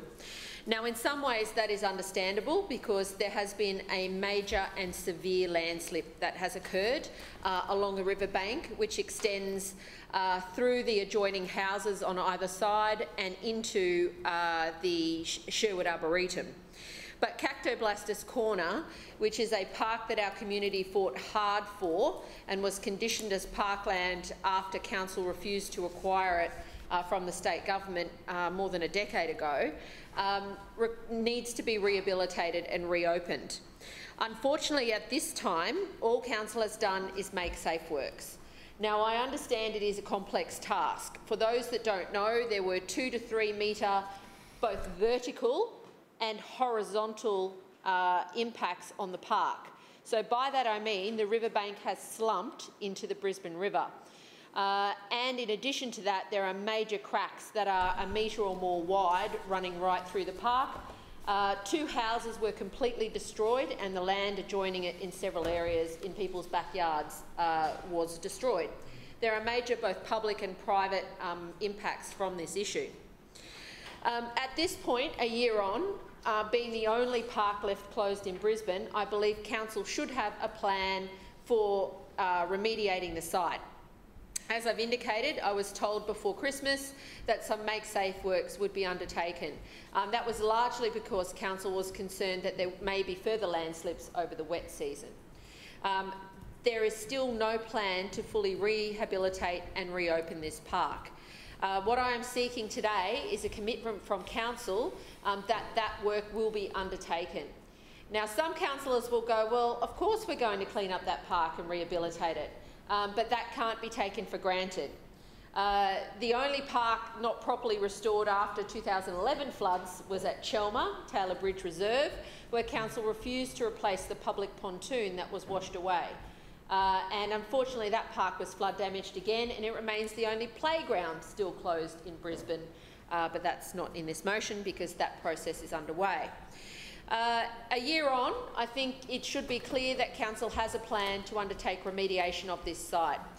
There are major public assets running through this site as well, including stormwater and sewerage, and it is going to be a big job to do. So we need to see money committed in the council budget and then recouped from the federal government, presumably, to undertake this task. It is not acceptable in any way that council leaves this space and it is fenced off and inaccessible to the community at the moment. In addition to its recreational and cultural value to our community, it is part of a high ecological corridor along the Brisbane waterway. It is essential that the native grasses and trees are restored, as well as the pathway and the essential services that run through there. So it is critically important that this park is fully restored, reopened, And I think that council should be upfront with the community about how much this is going to cost and when it's going to be done, because at this stage, council cannot answer those questions to me, and I have been asking. The second site is also a complex site. It is a very steep riverbank at Corinda. It immediately adjoins the old Montrose home, which was a community facility until it was sold off and council allowed it to be subdivided for a range of homes. What has happened is a major landslip down the side of the riverbank, which is very steep. But what has been exposed is that a huge amount of construction waste has been illegally dumped down the side of the cliff. The landslip that occurred from the water has exposed very significant construction waste, including asbestos. This riverfront site is very difficult to get to, and I acknowledge that. The council officers doing the initial testing had to abseil down over the edge of the bank to inspect it. But what we are hearing now, and what the residents are hearing, is that there will be no remediation works undertaken by council. And a resident contacted me last week. Not only that, they're being blamed for the landslip, which is just obscenely incredible.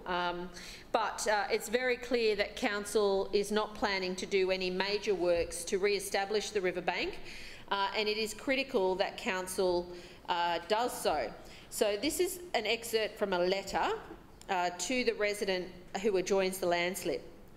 Based on technical assessments and the intended purpose of council's land in this location as a riparian buffer, we are comfortable that the current condition of the land we are comfortable with the current condition of the land and are not proposing to undertake any geotechnical work on council-owned land. Now, there's been a major landslip. A huge amount of illegal fill has dumped down the side of this and been exposed. We've lost trees, we've lost vegetation. There's a lot of weeds in there. Council cannot leave it just to grow over. Restoring it and making sure it is properly cleaned up and remediated should be a fundamental thing that council says, yes, this is what we're going to do. At the moment, there's no plan to do that here either. And I am concerned that based on the letter and the advice to the adjoining residents, that council will do nothing because it is a complex site. Both of these sites are located in the Brisbane River Waterway Corridor. They are essential areas in Brisbane's biodiversity, and they deserve council's protection. If this happened at New Farm Park, it would be restored. If this happened at Hamilton North Shore, it would be fully restored. If this happened in St Lucia, it would be fully restored. Not only that, council would then go, well, here's another $60 million to build a walkway. You know, that's the kind of response that happens in other parts of the city.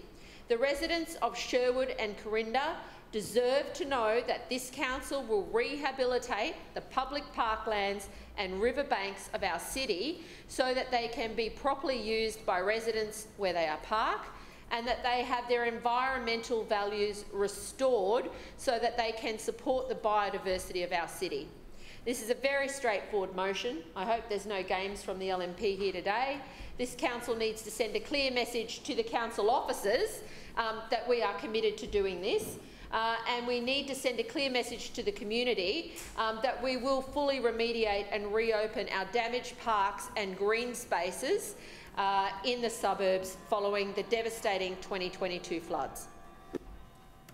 Thank you. Councillor Cassidy, you seconding? Speaking as a seconder? You second? Do you not speaking? Is there any further speakers? Councillor Sri Ranganathan. Yeah, I'll speak just briefly. I'm happy to support this motion. I think it's important that we clean up all the parks that were affected by the floods. I just wanted to place on the record that we also still have a dog off-leash area in West End that also hasn't been cleaned up since the flood. So the entire park is not closed, but that particular facility is, and it's got a big mound of dried river mud, which is almost sort of up to waist height or chest height on me. Yeah, it's pretty wild, but that's in a very busy West End Riverside Park. It's partly on state government land, and that's been the source of the dispute is that it's contaminated land and the council and the state can't quite agree on the future of the area. So yeah, I'll save that for another time, but I'm happy to support this motion. I agree with Councillor Johnston's intent. I would just note for future reference and maybe in terms of drafting, it might be good to be more specific about timelines, because this motion essentially says clean it up as a matter of urgency. I'm not entirely sure what that means, to be honest. Does that mean like we do it this week, or do we do it as soon as possible? Yeah, I think it would, like, maybe just to avoid game playing in future, we try and say that we want it cleaned up by this date, or within 3 months, or within 1 month, so that there's less ambiguity and we can hold the administration to account, so that if they say we're going to clean the thing up within a month, it actually happens. Because when things are just described as urgent, they can quickly be deprioritised in favour of other more urgent things. And if I'm honest, I don't necessarily think this is the most urgent priority in the city. I think there are other more urgent matters that need the council's action on, but I do support the intention of cleaning up the park as quickly as possible. Thanks. Any further speakers? Councillor Wines. Thanks, Mr Chair. I rise to speak in response to the motion. I just wanted to let the chamber know that Council has been working with the Queensland Reconstruction Authority on this complicated matter around the landslips in this significant section of the Brisbane River. Council has submitted a funding application through the process which the Queensland Reconstruction Authority has provided for councils to follow. We are yet to receive approval on this funding submission, and we continue to work with the Queensland Reconstruction Authority on the application, and for that reason I move that the motion lay on the table until the Queensland Reconstruction Authority make a decision on our funding application. Seconded. We have a procedural motion moved by Councillor Wines and seconded by Councillor Owen that this motion lay on the table. All in favour of that motion, please say aye. Aye. Any opposed, please say no. No. The ayes have it. Division. Division called by Councillor Johnston and Councillor Cassidy. Please ring the bells. This is a council park. Ayes to the right, noes to the left. It's a council park.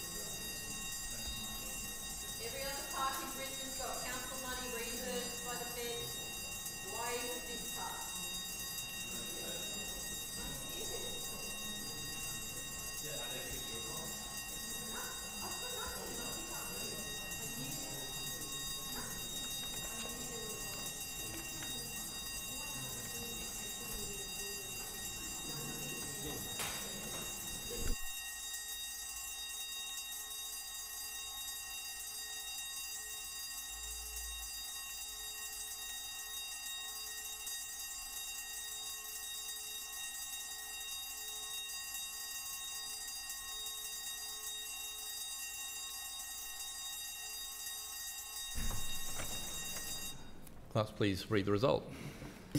Mr Chair, the ayes have it, the voting being 16 in favour and 6 against. Thank you. Declare that motion carried. Councillors, are there any petitions? Councillor Murphy. Yeah, thanks, Chair. I have a petition requesting Council engage with the Queensland Government to ease traffic congestion around Mansfield State School and High School. Thank you. Any others? Councillor Strunk, I saw you getting 2 feet. No? No petition? Okay. Any other petitions? No petitions? Okay. May I have a motion for receipt of the petitions, please? Mr Chair, I move that the petitions as presented be received and referred to the committee concerned for consideration and report. A second. Thank you. It has been moved by Councillor Landers, seconded by Councillor Strunk, that the petition as presented be received and referred to the committee concerned for consideration and report. All in favour, please say aye. Aye. To the contrary, no. The ayes have it. General business. Councillors, are there any statements required as a result of an Office of the Independent Assessor or Councillor Ethics Committee order? No one rising. Are there any matters of general business? Councillor Marks. Yes, thank you, Mr Chair. I rise just to speak briefly about the Runcorn Family Fun Day. This is an annual event that's held in my ward, obviously every year, except during COVID we were unable to hold it. I want to put on the record my deep thanks to my staff, Fiona, Heidi and Michelle, terrified I was going to miss a name then. They work beyond the beyond on this particular day, and in fact, sorry, I should add Fiona's husband and son as well. They were there very early in the morning setting up and very late in the afternoon clearing up. The work that goes into a day like that, as all councils will know, is extraordinary, and I also want to put on the record my thanks to all the council officers that were there. We have council officers from the Metro. They actually ran out of Metro buses, vehicles to make. We had officers from the litter team. Anyone who's had any dealings with the litter team will know how passionate they are about what they do. We had SES. We had a whole numerous range of different community groups.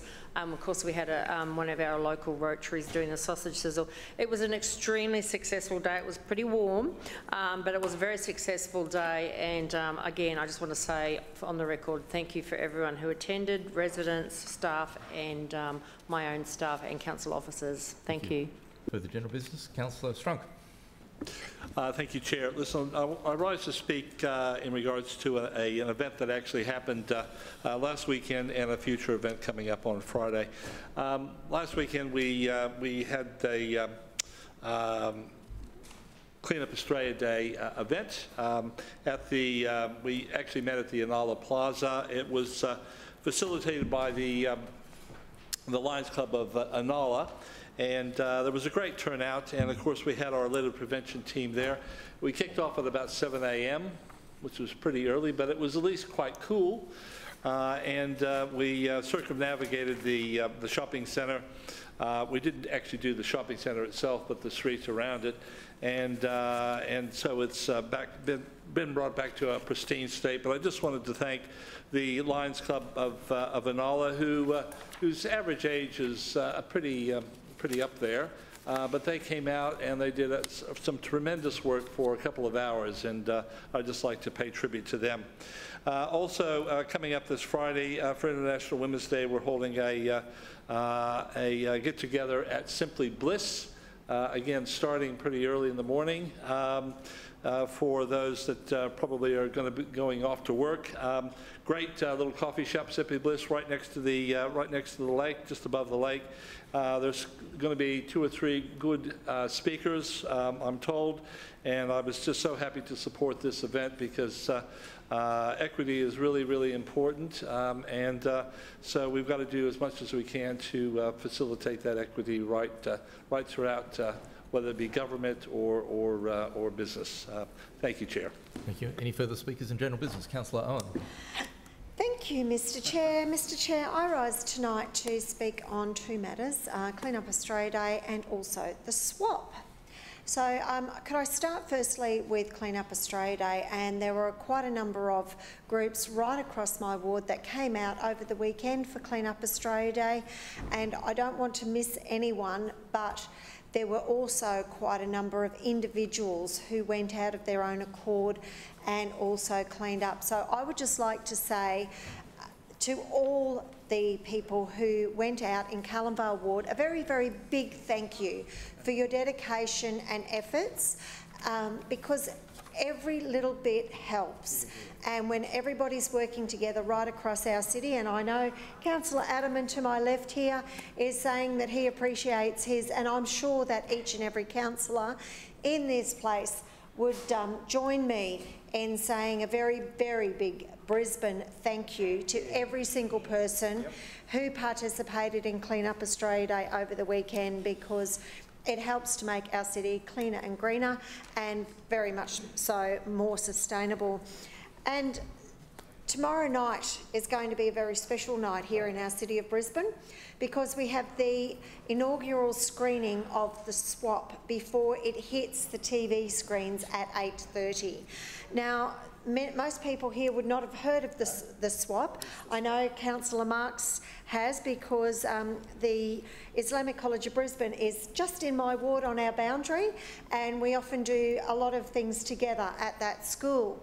Now, the swap is essentially billed as a social experiment where 12 students all engage with each other in a very different way. So there are 6 Muslim students, 4 Catholic and 2 atheist students. So all these students come from different cultures, different religions and different backgrounds.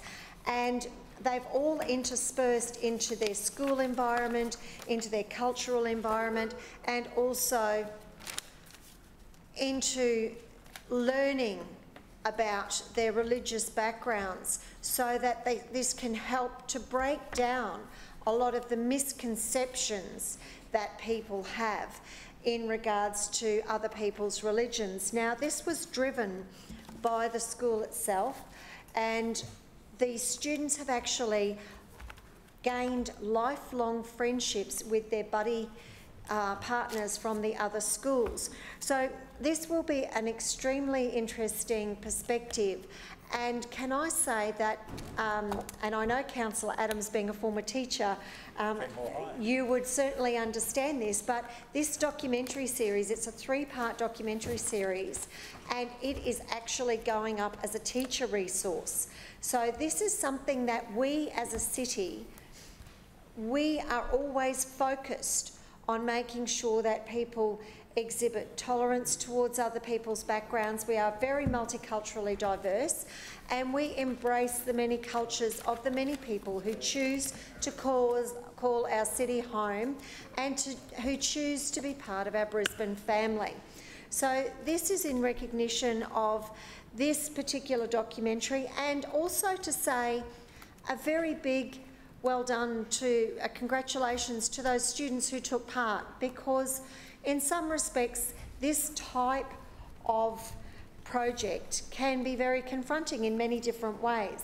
And these young people took on the challenge, and they've made some extensive friendship networks now. And I think that being a multiculturally diverse city, this is a good example of how we are leading the way. This is the first project of its type in the world, and there has already been interest from other places across the globe in doing a similar type of thing. So it started off here. I would just like to say thank you to everybody who has been involved, and I look forward to joining everyone tomorrow night for the screening before it airs on SBS at 8:30. Thank you, Mr Chair. Thank you. Any further speakers? Councillor Sri Ranganathan. Thanks, Chair. Speak on a few local parks issues, and then also wanted to make a few comments on the proposal for increasing height limits down at the Kurilpa riverfront. Just first offly, I'd also like to speak about community events in parks, and this is probably more for Councillor Howard than Councillor Davis, just so it's on her radar. We're getting more and more complaints about the enclosure of public spaces like Musgrave Park for private events. So Panieri is the big one, where the whole park gets fenced off for like a couple of days and there's a lot of noise and disruption. But increasingly the council is sort of coming under pressure to approve more events, and particularly ticketed events in Musgrave Park. There's been a proposal just coming up for the first weekend of April where for a carnival they want to put up fences and charge entry. And I just wanted to say through you, Chair, to Councillor Howard, I'm not supportive of that. And I've raised it with the council officers, and they've heard me out, and I think are taking my concerns quite seriously. But unfortunately, we just don't have enough public green space in South Brisbane that we can afford to be fencing off so much of it for a whole weekend. If a community group wants to organise a free entry festival, that's amazing. If a community group wants to bring in a little bit of infrastructure and they need some security fencing as part of that, I'm open to those conversations. But there's an important difference between that and fencing off a really large chunk of the park and charging entry.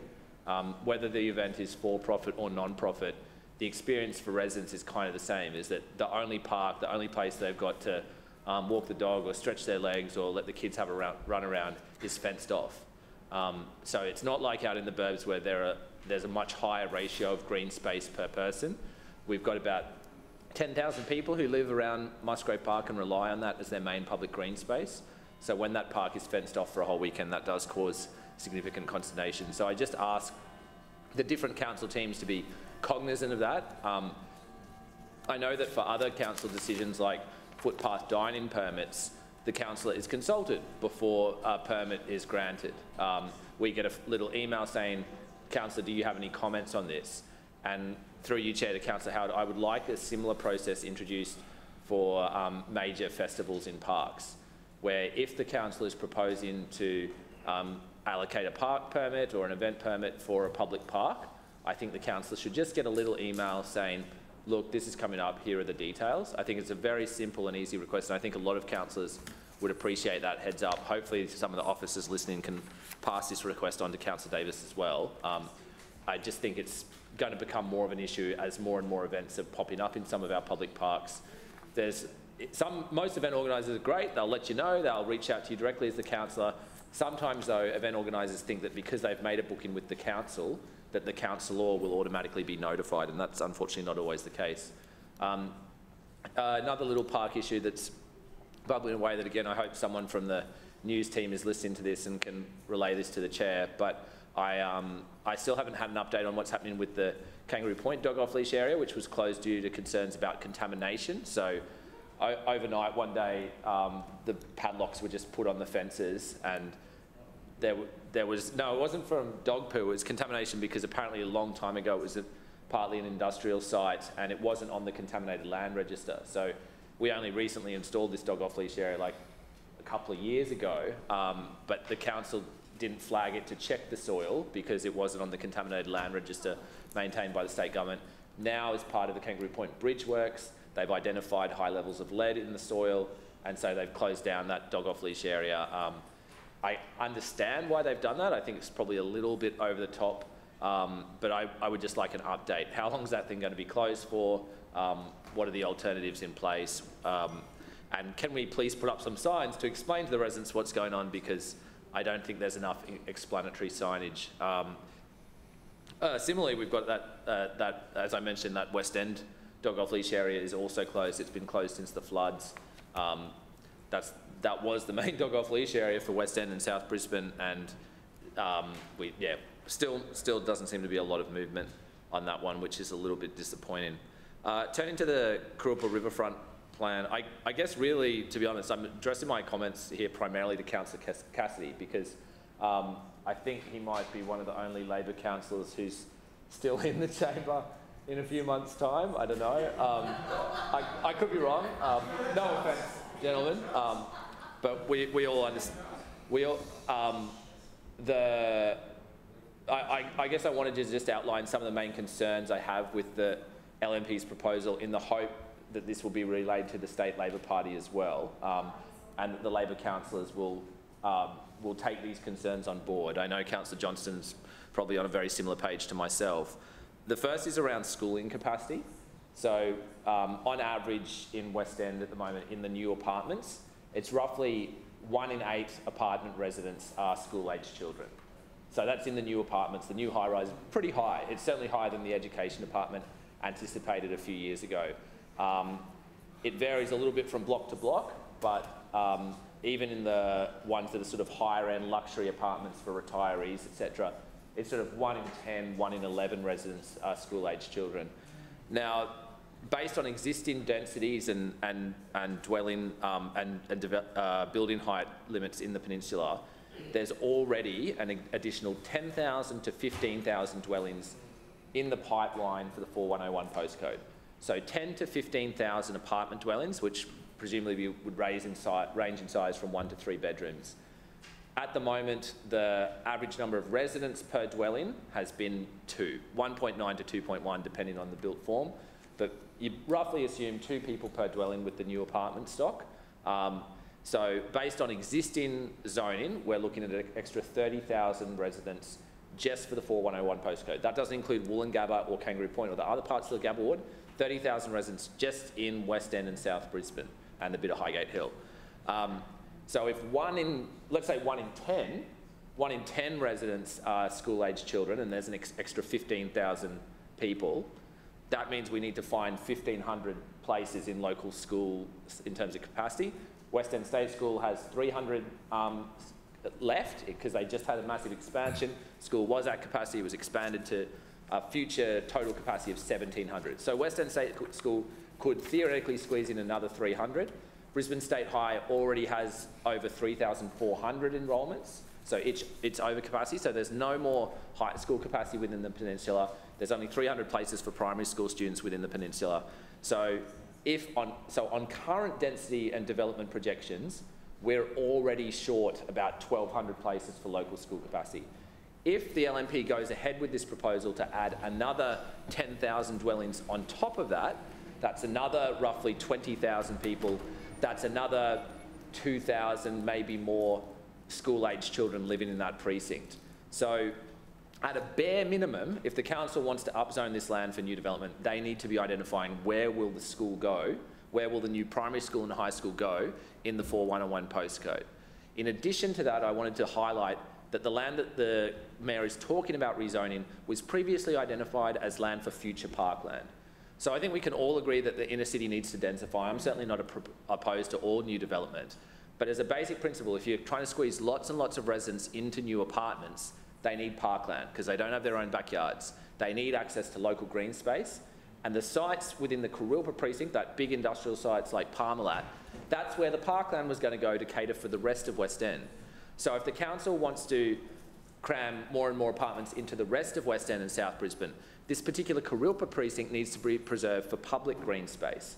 But instead, the Mayor is saying, you know that land that was going to be used for future parkland, that's now going to be 90-storey high-rises. So not only are we losing the one patch of industrial land that had potential for a large future park, we're also gaining thousands of additional residents who will also want future parkland.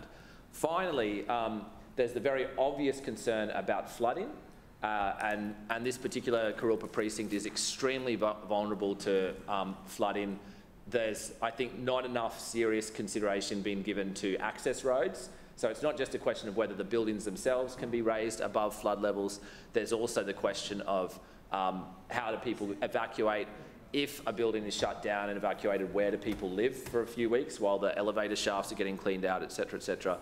And the other point that I hope is relayed to the Minister and that the Queensland Labor Party considers seriously is that when you upzone land for high density development, you massively increase the cost. The state government recently brought the ACI glass factory site. It cost them $180 million to buy that one site for use as the Olympic Media Centre.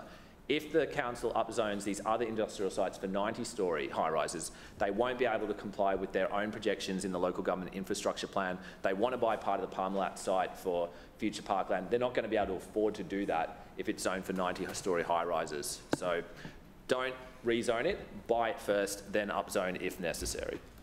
Thank you. Further speakers, Councillor Hammond. Thank you, Mr Chair. I rise to speak about Craigsley State High School, Inner North Lions and also Padua College. First of all, I'll start with Craigsley. I'm not sure if Councillor Sri Ranganathan actually had Mr Farwell as a teacher when he was at Craigsley, but he has been the principal there for 11 years. Mr Farwell stood down on Friday. He says to take extended leave. I hope that's what he means, and he'll be back next year, but I fear not. Mr Farwell has been a great principal over the years, and with his leadership to the school is one of the reasons why I sent my daughter Piper there as well. The team at the school are amazing, and Mr Farwell, you will be missed by the community, and I've really enjoyed working with you over the last 11 years. Inner North Lions, I just want to say thank you very, very quickly for the Clean Up Australia Day event, which were at Grinstead Park, Councillor Wines, and happy to say there was not much rubbish found, which is even better news. Padua College, you always do a wonderful job every year with your boys on Clean Up Australia Day and their environmental concerns and impacts in the local area. To Padua College, it was great to be down at Keith Payne Park with you at Stafford on Friday, and again, I'm delighted to say, Councillor Marks, there wasn't much rubbish found. So it was a successful Clean Up Australia Day, and obviously we're all doing our bit to keep our city clean and green. Thank you. Thank you. Any further speakers? Councillor Johnston. Yes, I rise to speak on two matters. The flood remediation of parks in Sherwood and Corinda, and also the Hyde Road industrial precinct. Firstly, can I say that sadly I'm not shocked. I was chatting to Councillor Strunk at afternoon tea about what the LNP might do to the motion, and I actually thought they might try and amend it. And then Councillor Strunk said, oh, maybe they're just going to table it. And I said, how can they table it? It's a council park. Who can be opposed to fixing council parks? Well, apparently the LNP. Now, I want to start with two things. Councillor Wine's holding response that was written for him and delivered by somebody else today is wholly unclear. Is the funding that is being sought from the QRA for Cactoblastus Corner in Sherwood, or is it for the riverbank in Corinda, or is it for both? If Councillor Wines has misled this chamber by saying the funding is being sought for both, then there will be a very serious problem. Because obviously now I will do a file request to find out what council is asking for. I have been asking the officers for briefings about these things, and I have not had, and they have spoken to me in the past, but they have up to now said there are no plans, we'll be working on plans. 1 year on, the fact that somebody's doing something behind the scenes that they cannot share with me and the community that has been impacted by the floods is appalling. It's the only park left closed in Brisbane, and yet council cannot be publicly accountable or even put an in-principle decision on the record today to say that the parks are going to be cleaned up, rehabilitated and reopened. Now, that also leads me to believe that council will not do this, because why would the LNP not just go tick, yes, we do want to do this? There are funding arrangements in place for remediation, and I understand there are complexities with both these sites, but this is an in-principle commitment to restoring riverfront ecological areas and Riverfront Park. And there's no chance, as I mentioned earlier, this would happen in Hamilton or it would happen in New Farm, but it is happening in Sherwood and Corinda. And you can be sure that the public will be notified of the LNP's failure to support this motion today. Secondly, I asked a question of the Lord Mayor earlier today about the Hyde Road Industrial Precinct. That response from the Lord Mayor was purely an attack on me, and a general sort of boast about how we have to have more houses everywhere all the time without any due consideration for the environment in which they're going. The Lord Mayor then tried to imply that somehow I'm opposed to any kind of development in that area. So I just want to put on the record a few things which were part of my submission to the industrial strategy. And I want to make clear on the record that the Lord Mayor has pretty deliberately misrepresented me and, of course, tried to claim things that are just completely untrue, which is, what he does. So let me start with this. So this submission is from 2021 as part of the industrial strategy that Council released. I want to object to the sneaky way in which Council is going about removing the Yeronga Sikia from the industrial zoning in City Plan 2014. Council has spent years telling owners and the community that the Hyde Road precinct is valuable industrial land. Suddenly, without being clear or upfront, with this strategy, Council makes a major change in the middle of a global pandemic and without a single word in the industrial strategy about why. Page 14 of the strategy does not list Yeronga as an existing Sikia, and that's a special industry zone for those who don't know what a Sikia is, let alone be upfront about removing them from the newly named urban enterprise areas. I think they've been scrapped as well. It's like it's been blanked from the report altogether with no explanation. That is appalling and sneaky behaviour by Council. Any change to zoning should be openly discussed with the community, owners and tenants. Council's failure to do this puts the future use of this site in doubt. There is no neighbourhood plan, and any changes to City Plan 2014 via a major amendment without a neighbourhood plan first is not supported. Given the underhanded way Council has failed to be upfront with this change, I can only assume the developers have used their power and influence to change the zoning. I then go on to give a lot more specifics.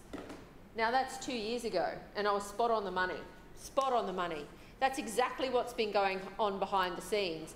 I know this because I've seen documents in the council files about what this Better Suburbs Initiative Board is doing sneakily behind the scenes. It is very clear that council has made this decision without communication with our community. The community I represent through the Yeronga District Residents Association has begged council through submissions and meetings to undertake a neighbourhood plan in Yeronga West and Yeronga more broadly, because they want to have their say in the future of this area. Now, we've had planning meetings in the community. The community is very clear. They want a lot of it kept as open space.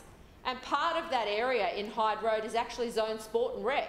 So what is even worse is that there's been a blanket decision by the Lord Mayor to remove a sport and rec zoning as well, presumably. I mean, I don't even know if they know. The developer comes in, and I know them all. They're all good LNP donors and men, and they have been for a long time, a really long time. They all come toddling in, and they've done it to every planning chair since time began with the LNP. Oh, I really want to develop my land. It's flood prone, it's zoned industrial, it's zoned sport and rec.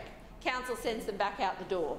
Finally, a couple of them get over the line, and we get a retirement village on the corner of Hyde Road and Cansdale Street that council allowed to be built, which flooded, which meant that thousands of vulnerable people had to be evacuated by the police and the army from a nursing home after being stuck inside for 2 days with no power. And this is where council wants to put its growth. We all heard the Lord Mayor here today. How high is he going to go in Yeronga West? That's what I want to know. He referenced Tenerife and Newstead. I don't know how high those buildings are over there in Newstead, but they are maybe 20 stories. Is that what he's going to do in one of the most flood-prone parts of our city, in a quiet, low-density residential area? Is that what he's going to do? Because that's what he said today. So I'm putting on the record that I have been part of a 15-year discussion with my community about the future of that land. And there are diverse views about what should happen, and they do change over time. We want to see the sport and rec land kept. I've brought motions to this place that the LNP has opposed to have that brought back by council, so that the Equus can keep their disabled riding school going on council land, rather than an LNP donor convincing council to rezone his land, which is so flood prone. And there's been zero accountability about it. There's not been a discussion with our community. It's only that I noticed in the industrial strategy that Yeronga had been taken out of the SICIAs. Every other SICIA that was being changed was listed. Yeronga just wasn't mentioned at all. And then this other strategy and announcement comes from the Lord Mayor before Christmas. There has been no consultation with our community about this. Our community wants a neighbourhood plan. I want to see recognition from this Lord Mayor and this administration, which clearly I'm not going to get, that council will not inappropriately develop in absolutely some of the worst flood-prone land in Brisbane. We heard Councillor Allen earlier today pretty much say Phil's fine. He's got no idea. I don't know what it's like on his side of the ward, but the damage that uncontrolled Phil is doing in parts of Brisbane is causing distress and anger to the adjoining residents. You cannot fill this site. It will cause worse flooding for a retirement village, a nursing home, sporting fields, a sewage treatment plant, and a huge number of residents who are in homes built in the 70s on slabs on the ground because council didn't think about the planning implications then. So when the Lord Mayor tries to misrepresent me in this place, he can be sure that my community understand where I am. We don't want to see inappropriate development on the floodplain, and we don't want high-rise in Yeronga West. Thank you, Councillor Johnson. Your time has expired. Are there any further speakers in general business? No further speakers. I declare the meeting closed.